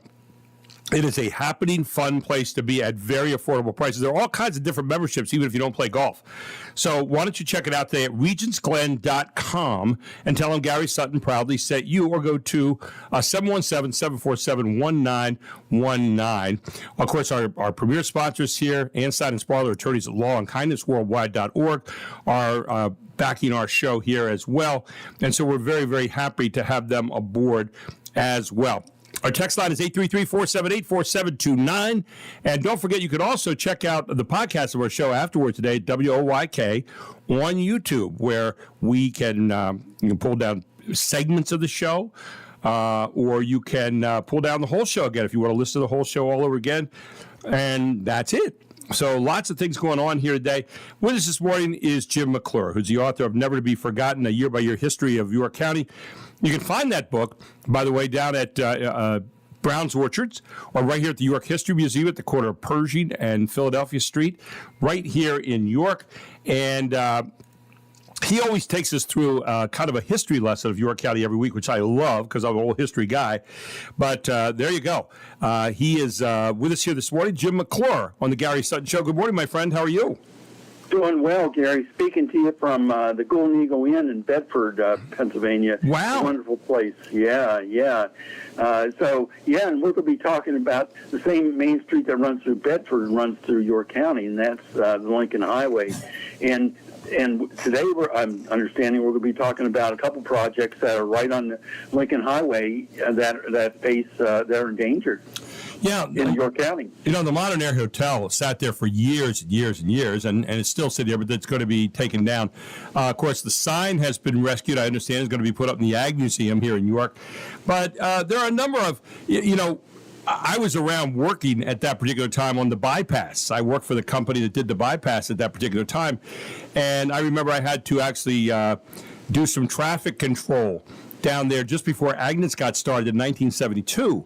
And you remember all those little motels out through there now, which have become more of a weekly or monthly kind of place to stay. But there are a number of places that are looking at demolition, which is kind of sad. You and I both hate to see some of the old things leave York County. Talk about some of those along the way. Yeah, there's one, the Modern Air that you mentioned at the corner of Mount Zion and Lincoln Highway, or 462, and that has been under demolition watch for a long time, and it looks like that's going to happen. I think there's been demolition permits pulled. And what that raises a question really, Gary, is to how many shopping centers we need. A Wawa is going to go in there. I think that's popular with some people, but every time we lose one of these, it does. I think it takes away from our sense of place. And there's another one, Gary, towards Helm that just came up this week. It's a 1800s farmhouse at Cool Creek Road in Lincoln Highway, behind the rudders there on that ramp there, and it's they're going to put 300,000 square foot warehouses in there. It's like kind of right across from the Muslim farm, which has been preserved. But that came out this week, and the public's pretty incensed about that one. And it raises the question: how many warehouses do we need? So that's a recurring theme here. Is we're tearing down these or taking green space away, and we're putting up these big boxes or these convenience stores, and pretty soon we'll be looking like any other metropolitan area. Yeah, so what do? We talk about the balance between progress and what's happening with some of these properties. How do you strike the balance there, Jim? What's the recipe? Yeah, I think that there's. I think what's lacking in your county is any kind of county-wide or larger entity that really looks at these and weighs in on them, even if it's a bully pulpit. For example, there is a Riverkeeper organization that looks at all things involving the Susquehanna River, including its tributaries, and they won a major court decision this week versus the landfill out in East Prospect Road, because the landfill had been polluting Christ Creek and other waterways. So there's someone looking out for our waterways, but there's no one looking out per se for our green space and for overdevelopment.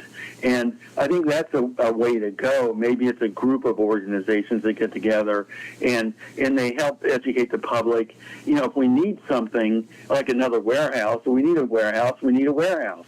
But, I don't think the public is convinced that we need this. And I think that entity that I'm talking about might be able to provide information to help inform the public. There are other properties I know that are concerned to you. Talk about those as well. Well, there's Union Lutheran Church on West Market Street in New York, and that was proposed for demolition. We haven't heard as much about that one recently, but we haven't lost, to my recollection, we haven't lost a major church, a major Dimpliffe design church in this case, in memory. We're able to find other uses for those old, beautiful church buildings. So that one is one that is really of concern as well. Are there other ones still that are on the list right now that are kind of on your radar screen? Those we've talked about those that are important, that really are top of mind. The Modern Air, this one out at at Cool Creek Road, and then the Union Lutheran Church. But I would just say that it's not, I've done this before, and I just urge some people to do it. Go out to a place like Strinestown, and the Strinestown exit of 83, and just park your car and look around, and ask yourself, is this the type of your county that we want?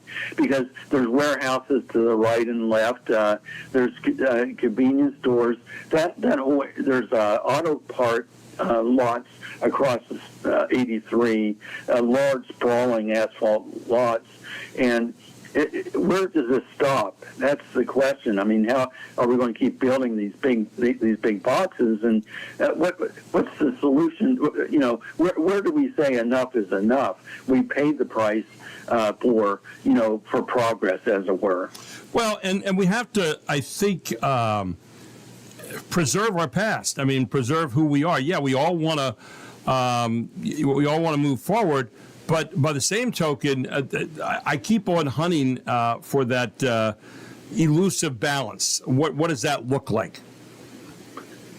Yeah, I don't think there's any preservationists that would say no growth.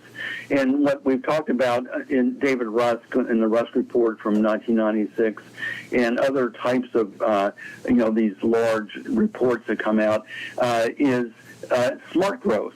growth that is in certain boundaries. And what happens is we have 36 townships, and everybody has their own. They're looking out for themselves instead of looking out for the entire county. So it's kind of a fragmented way of really land use planning. That's why I'm saying I think there needs to be a larger entity. Such an entity came together to oppose the Cuffs Run project, which is along the Susquehanna River, a pump storage hydropower plant. And a consortium of preservationists in York County government and our state legislators came together and said, we don't want that. Well, maybe there is something similar to that where we can say, let's have a moratorium until we can assess what all these warehouses and these proposed data centers are doing to the quality of life in our county. I'm seeing where a lot of people are having second thoughts now on the data centers because of the power concerns and so forth. So we are getting people, basically waking up and saying, all right, slow down a little bit here. And I think that's all you're basically saying right now, right? That's right. I think that we just need to take a step back and look at, in this case, the two warehouses that are in Helm Township, and to say,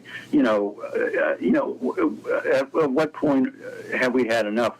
For example, we have 2 nuclear power plants, we have an incinerator, we have 4 hydropower plants on the Susquehanna, we have a landfill. We have what's a coal power plant, but Brunner's Island is being converted to, I think, natural gas. We have, another plant, natural gas plant down in the Delta area. At what point do we populate our land to the extent that we're no longer York County? Yeah, big concerns, Jim, and to be continued, my friend. I think, we want to keep on talking about that. Where are you going to be in upcoming days here? Yeah, I'm going to be this is the new program. It's called Lifelong Learning Institute at York College. I'm going to be speaking on what are people, places, and things in York County that deserve books written about them. Okay, good. That's an interesting topic. I had never thought about that. Speaking of books, people can pick your book up at Brown's Orchards and also at the York History Center. And always good to talk to you, my friend. What do we have coming up next week? Yeah, another very simple topic, Gary. It's not really. It's on human trafficking in York County, which is a major problem. And that goes back. It has historic roots. Just like the warehouses, a lot of us our blessings and our curses in York County are based on our location. We're near everything. And so human trafficking ties into that, as do our various challenges to our land. Wow. A lot of things going on here in York County, and always on top of it, Jim. Really appreciate you, my friend. Thank you so much for taking time to be with us today, and we look forward to next week. And Jim McClure right here on the Gary Sutton Show. Thank you, and have a great weekend, Jim. Thank you very much, Gary. Thank you. Jim McClure, live from Bedford this morning, where he's hanging out in a pretty fancy hotel up there, Mark. But anyway, we'll take a break. We'll come back. We got a lot more coming your way. Still out ahead, Dennis Owens, ABC 27 News at 8:35. And then Dr. Nick Pandalidis puts a bow on it with a big exclamation point to end the show, all straight ahead. This is the Gary Sutton Show on WOYK, where it's 8:17 here on a Friday morning. Do want to remind you that if you're looking for a good pre-owned vehicle, then you need look no further than Jack Giambalvo Family of Dealerships. You know, at Jack Giambalvo Family of Dealerships, they put people first. They really do. And I know that because my car is from Giambalvo, and I know how they treated me, and I know how they treated other people that I talked to. They have been proudly serving customers in York, South Central Pennsylvania region since 1975, and they've built their reputation on a couple of things: trust, transparency, and yes, a third thing, long-lasting community relationships. That's what they're about. They are here in the community. They speak to the people of the community. They're responsible to people of the community. And their goal is to deliver a hassle-free car buying experience to people in the community centered around their needs. And whether you know exactly what you want or you're just beginning your search, their team is there to make every step simple, comfortable, convenient, not annoying. That's what they do. And they understand that today's car shoppers expect flexibility. They expect very high standards. And why wouldn't you? You know, Jack Giambalvo, they have free inspections for you and anybody else in your family there. They also have a 3-month, 3,000-mile warranty on most of their pre-owned vehicles. They've got the Jack Giambalvo name, frankly. That's a name that has been standing behind cars for over 50 years, be they pre-owned or new. But they have 6 great locations, all of which are right here in York County, 1 in Hanover, 5 right here in the York area, and they are ready to serve you today. Ladies and gentlemen, when it comes to great cars, no one does it better than Jack Giambalvo Family of Dealerships. I know because I own one. And I tell you what, I don't do advertising for anyone unless I use their services or their products. Well, I'll tell you what, that product for me has been operating very, very well for this last year and a half. And I'm going to be a Jack Giambalvo buyer for now and into the future. They've earned my love, and I'll tell you why. Because they have treated me the way I like to be treated, with respect. They've cared about what I wanted, and they have made sure they've satisfied it, and they followed up with great service as well. That's what Jack Giambalvo is all about. Jack Giambalvo Family of Dealerships, right here in York County. Check them out today at GiambalvoPreownedVehicles.com. That's GiambalvoPreownedVehicles.com. Or stop by and visit one of the 6 great locations, all here in York County. Jack Giambalvo Family of Dealerships.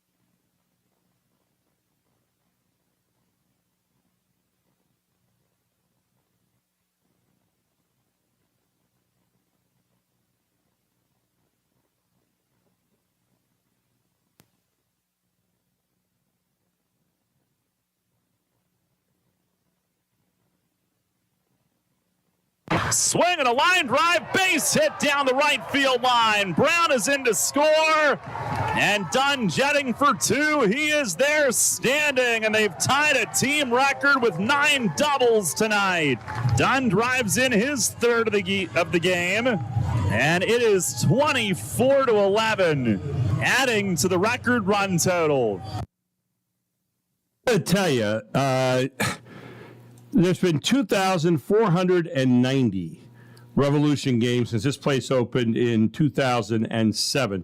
The Cornerstone is just outside of our office door here. 2,004, I think I'm right on that, 2,490 games. Mm-hmm. And in that 2,490 game stretch, no Revs team has ever scored 24 runs until last night. So there you go. 24 runs are the highest single game total in Revs history. And there are about 8 million records that were set again last night, but I'm not going to go through all of them. But I got to tell you, the Revs are playing some great baseball. They have the best record right now in the Atlantic League at 55-32. They have they lead by 4 games in the North Division here in the second half right now. They are playing just dynamite baseball. They're winning a lot of different ways. The night before they won 5-1. Last night 24-11. So they show you they can beat you with the bats, but they can also beat you with pitching. And speaking of pitching, tonight at 6:30, this is a great pitching matchup. Julian Costa is pitching for the Revs. He is 5-1. Wow. He's a rookie. He got started with the Revs. 3.80 ERA, which in present-day baseball is like a 2.80 ERA. 3.80 ERA. He squares off with righty Tyler Gilfoyle tonight. And Tyler Gilfoyle is 3-6, 5.18 is his ERA for Lexington. But it's going to be fun. I mean, it's really going to be great out here tonight. And it's going to be a lovely evening for baseball, cool, low humidity. Why don't you plan on coming out and supporting the Revs tonight? It's just a really inexpensive evening. Tickets are on sale right now. We've got tickets available at YorkRevolution.com. You can call 717-801-HITS, HITS, or you can stop by in person at the Shipley Energy Ticket Office. I'm going to be out here tonight. I'm going to be checking out the game. I'll be up at the 1741 Club for a little bit and walking around. So if you see me, say hi. I'd love to say hello to you. Don't forget, you can also stop by our team store here, by the way, and pick up a Gary Sutton Show t-shirt or a pullover. Yeah, we got that too. A shameless self-promotion, but there you go. But I'm getting out here tonight. I'm all excited. My sister just moved back to York, and she wants to know what Revs baseball is all about. So we're indoctrinating people about the most exciting ticket in town right now. I mean, where could you get together with 3,500 to 5,000 of your closest friends and hang out and cheer for your team? Right here at Wellspan Park, all tonight, and it starts at 6:10 here on the air with Daryl, and then at 6:30, first pitch, the Revs going at it with Lexington again tonight. Mark? Well, we've got some other sports news. Fox Sports Update. The Red Sox staging a comeback in West Sacramento. And now Wilson Contreras launches back-to-back for the lead. Wilson Contreras homering in the 8th inning on Nesson after Willer Abreu had tied it up. The Red Sox beat the Athletics 5-4. Boston now 2 games in front of the pack for the second American League wildcard spot. Dodgers over the Mariners 6-2. Shohei Ohtani was scratched from the lineup because of a sore knee. However, he is expected to play tonight. The Padres' 5-game winning streak, that is over. The Giants with a 4-1 win in San Diego. Meanwhile, the Reds beat the Pirates 3-2 thanks to a walk-off fielder's choice. Mets double up the Marlins 4-2. Braves edge the Nationals 5-4. The White Sox with another walk-off win over the Yankees 2-1 thanks to a bases-loaded walk. The Twins edge the Royals 4-3. Down to his last strike, Cody Clemens delivering the walk-off grand slam.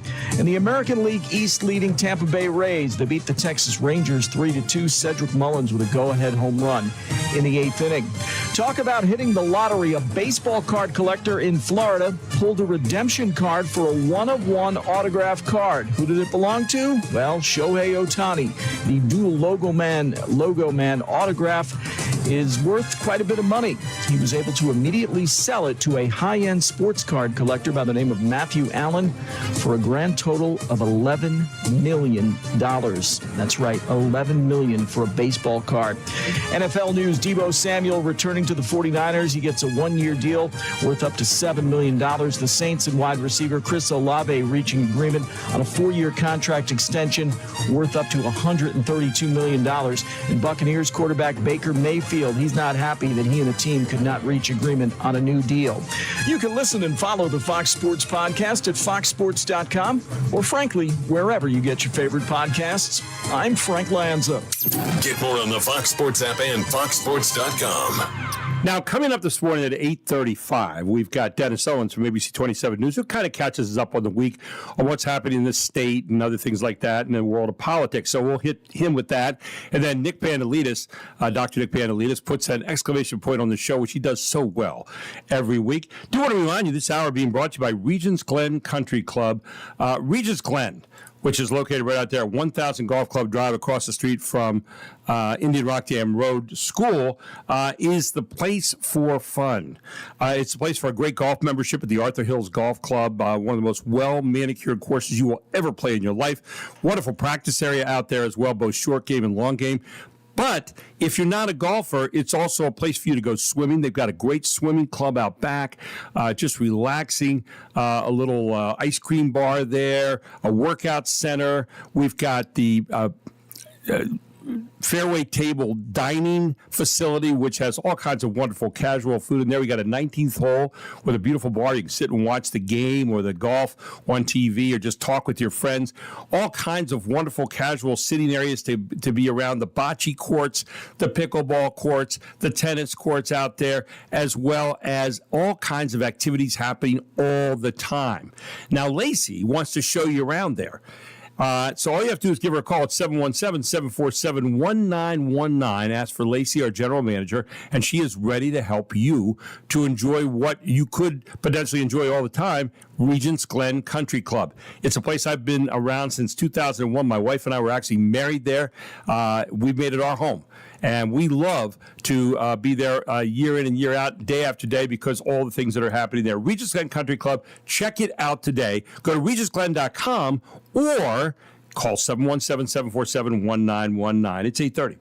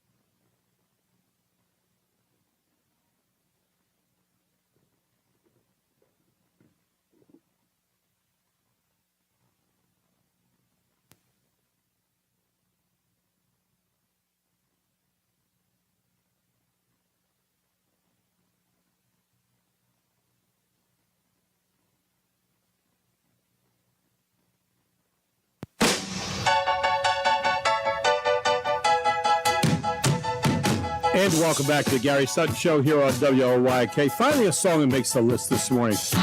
Oh, you don't like this? It's okay. I shouldn't say it's on the list. It's not really. It's just kind of a... It's not one of my favorites. But it's okay. It's okay. Can you sing with it? I probably could, but I'm not going to. Oh, no. It's not in the way you say. Yeah. But anyway, welcome back to Gary Sutton Show. And, of course, it wouldn't be a Friday morning if we didn't have Dennis Owens, ABC 27 News. This week in Pennsylvania, he has at 10 a.m. on every Sunday morning. But he's also, you see him reporting during the week on ABC and all that, unless he's taking time off in North Wildwood to get a little vacation away. Good morning, Dennis. How are you? Good morning to you. And actually, I was much closer to the ocean this time last week than I am. I'm back in the grind, the meat grinder. Oh, back in the grinder. Let me see. Where do we start today? These new polls, and this is not the first you and I've talked about this, but new polls suggest that Democrats have really had it with John Fetterman as their senator. And that became before he made an appearance this past Wednesday night where he had a Freudian slip. He told, I guess, Chris Cuomo, "I'm a Republican." And they said, "Oh, no, I'm not a Republican. I'm a Democrat." And Cuomo actually responded, "I thought you made news there for a second, Senator." And but a lot of... Apparently you're watching my stories, because that was my story. I know you hit that. I know you hit that. And it reminded me, our producers laughed, it reminded us of, and this is just, that this happens with John Fetterman. If you remember the famous debate between him and Dr. Oz, and the first words out of his mouth were, "Good night, everybody." Like, we thought he was, he meant to say good evening. Yeah. But say good night, everybody, and we thought he was, like, getting ready to signing off. Stage, the first things out of his mouth. So, I mean, this stuff can happen. Yeah. I do think it's very interesting that the more he talks, the more he alienates progressives, the more he has Republicans loving him. But as I said in my story, he's in political no man's land. And for Chuck Schumer to take a moment this week and come out and say, "We love him, he fits into our caucus conference, it's a big tent," I think that's telling. Because when it's usually, Gary, I'll give you the sports analogy. When the owner or the GM gives the manager a glowing recommendation, that's usually a bad sign, because 2 weeks later he's going to be gone. Yeah, kiss of death. When they start talking about you, it's when they don't talk about you, you're okay. If they start talking about you, go, "Oh, better hunt a new job," because that's what they're doing at that particular point. One thing I found very interesting. It was also in the story, and I felt it at the time as it was unfolding, but it was all in relation to Dr. Fauci, right? The hearing. It was after that hearing in which he took the fifth 111 times. Right. John Fetterman said two things that I think right-minded people can agree with. One, do we really need to beat up on the 85-year-old guy, 111, for 10 minutes at a time, 10 minutes at a time, 10 minutes at a time? But at the same time, Fetterman said there are legitimate questions as to whether COVID started in that lab in Wuhan, China, and that reasonable people can have that question, and as long as we don't have a definitive answer, it's a fair question. But he criticized Democrats for, during COVID, if you brought that up, you were portrayed as a kook, or you were portrayed as racist, and they just shut you down. And Fauci did some of that, I believe, and I don't think that's right.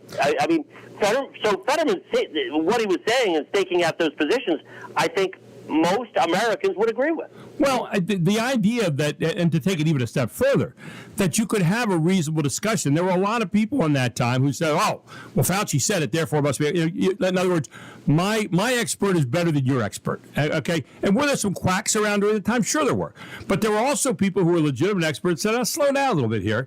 There might be some things." But if you said that, you were seen as kind of a nut at that particular time, and we found out since then, there are a lot of other things that happened that we could go back and say maybe we could have done a better job with that. And I think when you raise that point, that's a reasonable area to stake out and have a conversation on. I remember doing a story, and it made my producers and bosses a little squeamish, but it was a nurse, a 25-year nurse from Lebanon, who did not want to take the vaccine. She did not trust. She knows how vaccines are supposed to be formulated. And of course, she was a medical professional, so they're saying you have to have the vaccine or you get fired. Right. And she's like, "I just don't trust that, and I don't want that." And that was also considered quackery at that time. And that's wrong for all of us to have had that belief. This woman knows more about medical stuff than I do. Right. And that's what I was saying I said, look, But our bosses were a little concerned about it because, well, we don't want to spread doubt in people's minds about it or do something that could be harming people. I get it, but at the same time, we're a news operation. We're supposed to just present the stories and let people make up their own minds.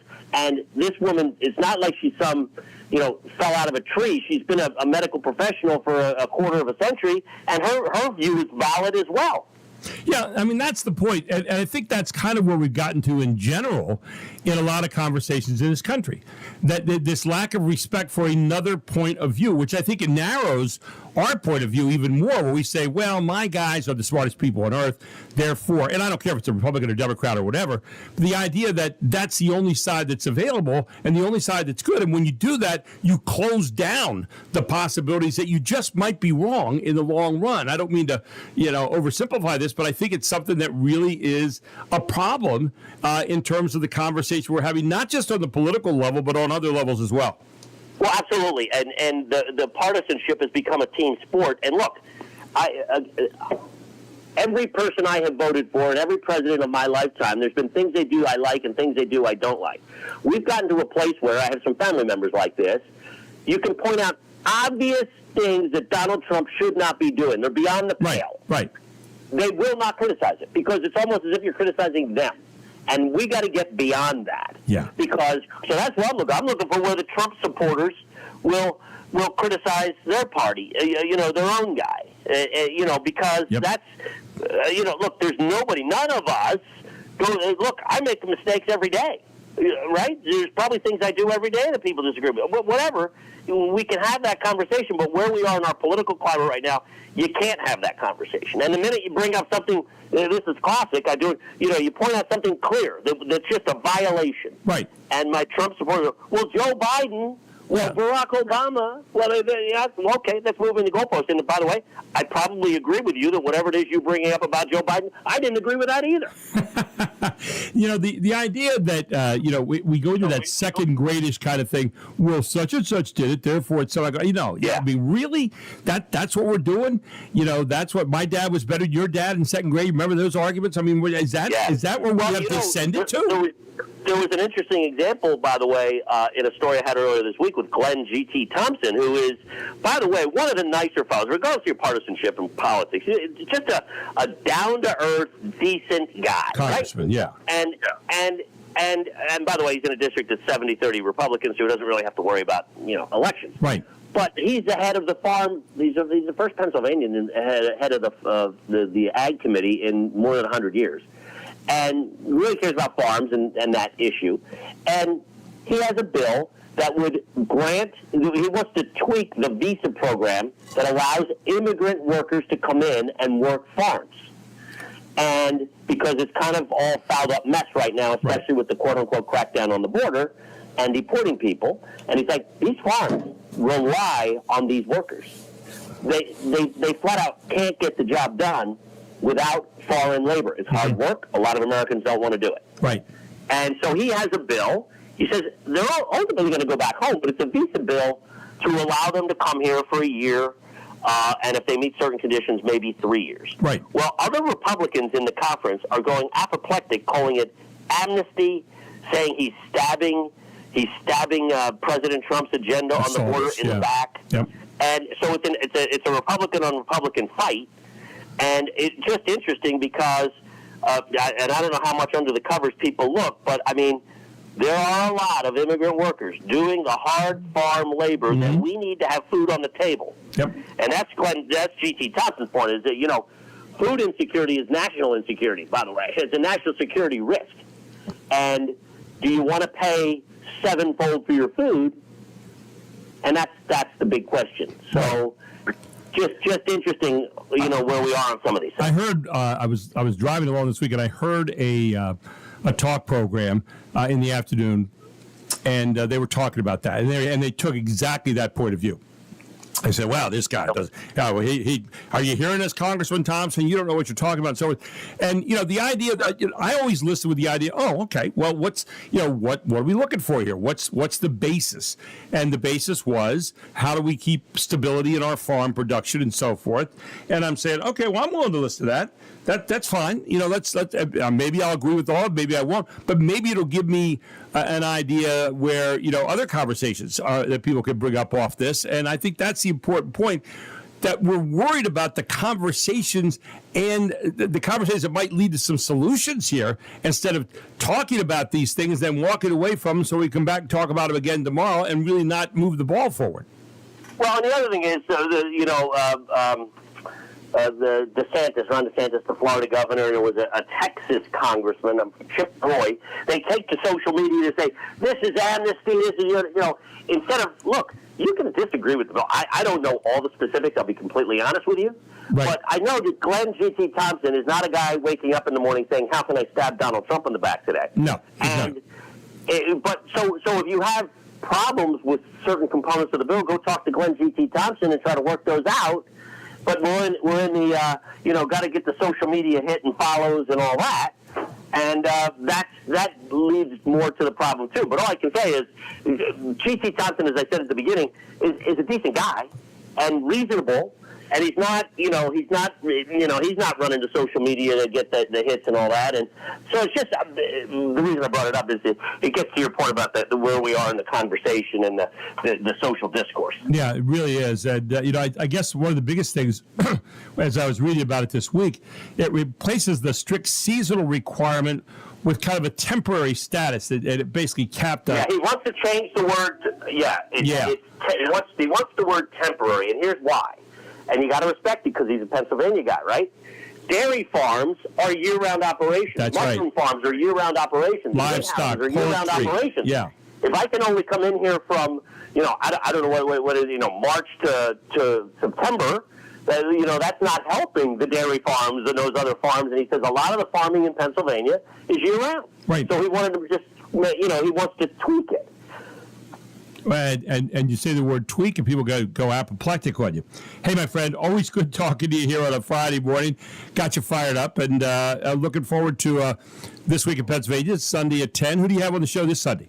We have Brendan Boyle. You're not going to want to miss what he says about John Fetterman, as we were just talking about him. Right. In fact, I'm going to say it was the funniest quote I've ever heard.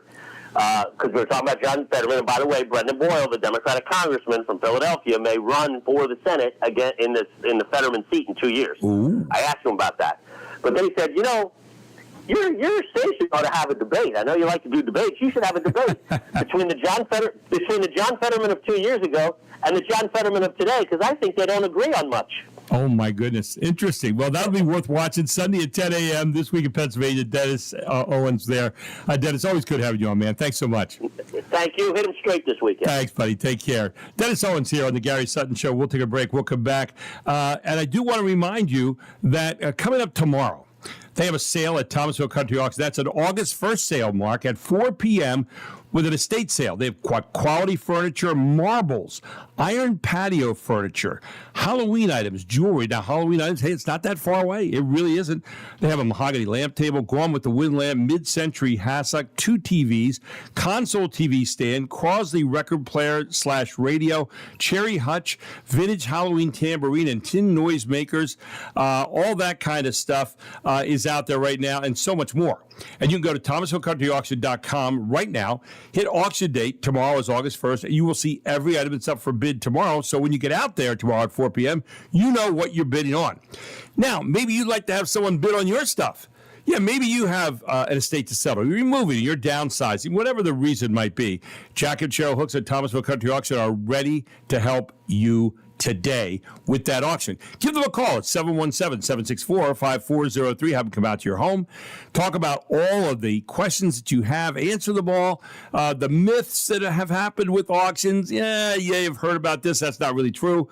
And even how to haul the items from your house to their auction house and then get it on the right sale or sales that will best benefit you and your family. Thomasville Country Auction is ready to take care of that today. And don't forget, if you're selling your real estate, Cheryl could do that for you and save you lots of money. Call them today and tell them I told you. I'm a customer as well as a guy that pushes them hard because they've done right by me.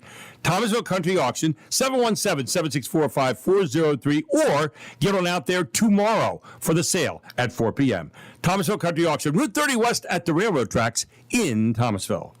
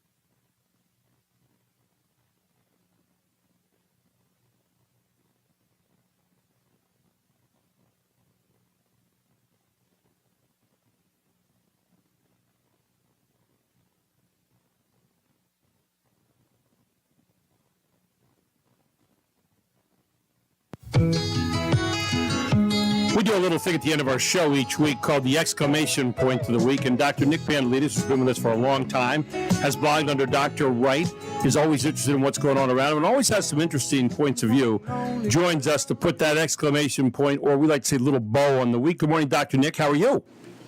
I'm great, Gary. How about yourself? Well, we're doing very well. Great to have you aboard this morning, but I always look forward to this because you always have something a little unusual for us. And what do you have for us this week?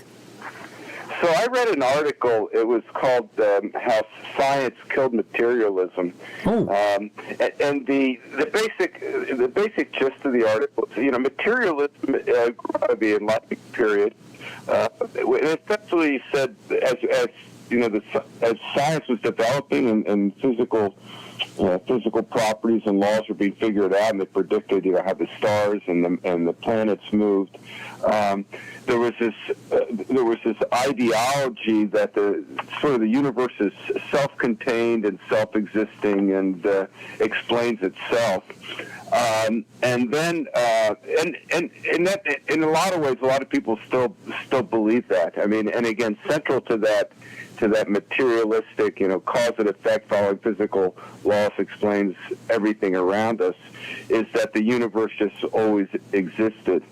And of course, one of the first things that brought that to be rethought is, most of us are familiar with the Big Bang Theory, which says that the universe began at a particular time, and it's more than a theory. It's based on background radiation, and those geniuses like Stephen Hawking, they have calculated the world that is that the universe is about 14 billion years old, and so so now there has to be sort of an endpoint, and then the other principle, which most of us are familiar with, is entropy, which means that everything is slowly going from order to disorder, which implies that if it's getting less orderly at some time, it must have been ultimately ordered, and so it's hard to explain what we know about the universe and how that it started and its ending.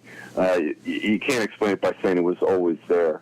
So it implies there's some kind of, intelligent design behind it. Yeah. So, for people that want to, and again, we talked about sometimes we close out things that we don't understand. Is that what we're talking about here? I mean, we believe in what we can see. We tend to move more toward that because it gives us a little bit more, what should I say, comfort, I suppose. But the other one relies on a little bit of faith in something else, right? Yeah, but I also think it even more today. It demonstrates that our truth, is our truth, and we want it to fit with whatever how we see the world and how we think the world should be. So it's interesting. There are scientists who are atheists, and they're faced with this fact, and they said, well, it seems like there's only two options, and that's either the universe was either here or there was some kind of intelligent design. We know from the cosmological laws that the universe did have a starting point, but the idea of a creator is just so unrealistic that we're just going to continue believing that the universe has always existed. So there's a confirmation bias, which is interesting. And again, I think one of the greatest problems more generally in our society is there's a lack of understanding or lack to believe in an objective truth, but rather truth is what we believe, so that it fits with how we see the world and how we want the world to be. I'm glad you didn't go too deep on us this morning. Holy smoke! I mean, that was really. I have two other points I'm going to use in the future because they're really interesting. But anyway, we'll talk about that today because, as you said, it went too deep. No, but that was good. I mean, you took us at a good place. I mean, I'm sitting here, I'm immersed in it. I liked it. I'm not criticizing. I really liked it. So well, you wrapped up the week with a really neat point. Thank you. Well, so I will be away the next 2 weeks, and I know I'm going to be in France riding my bicycle. I know that. I've heard you've been training really hard for this, and I also understand through a little birdie that you've told your wife this is the last big one, the last big race you're going to do. Right? Am I right on that? You're right. That is what I told my wife, and I sort of believe it. You sort of believe it right now in this moment. Boy, did that sound like it has a lot of qualifiers on it. Holy smoke. Well, be safe. Will you please stay on your bike, ride the bike, ride it, okay? Yeah. Yeah. And rubber on the ground. Thank you. Next 2 weeks in France, huh? How many miles will you be riding? Probably a total of about 250, but it involves about 5,000 feet of climbing each day. Oh my 6 gosh! days, and that's a ton of climbing. I also understand that when you take a ride with your daughter, you'll say, "Let's go out and do a quick 35," and you do end up doing like 50 or something like that. Is guilty? Sort of. Be safe.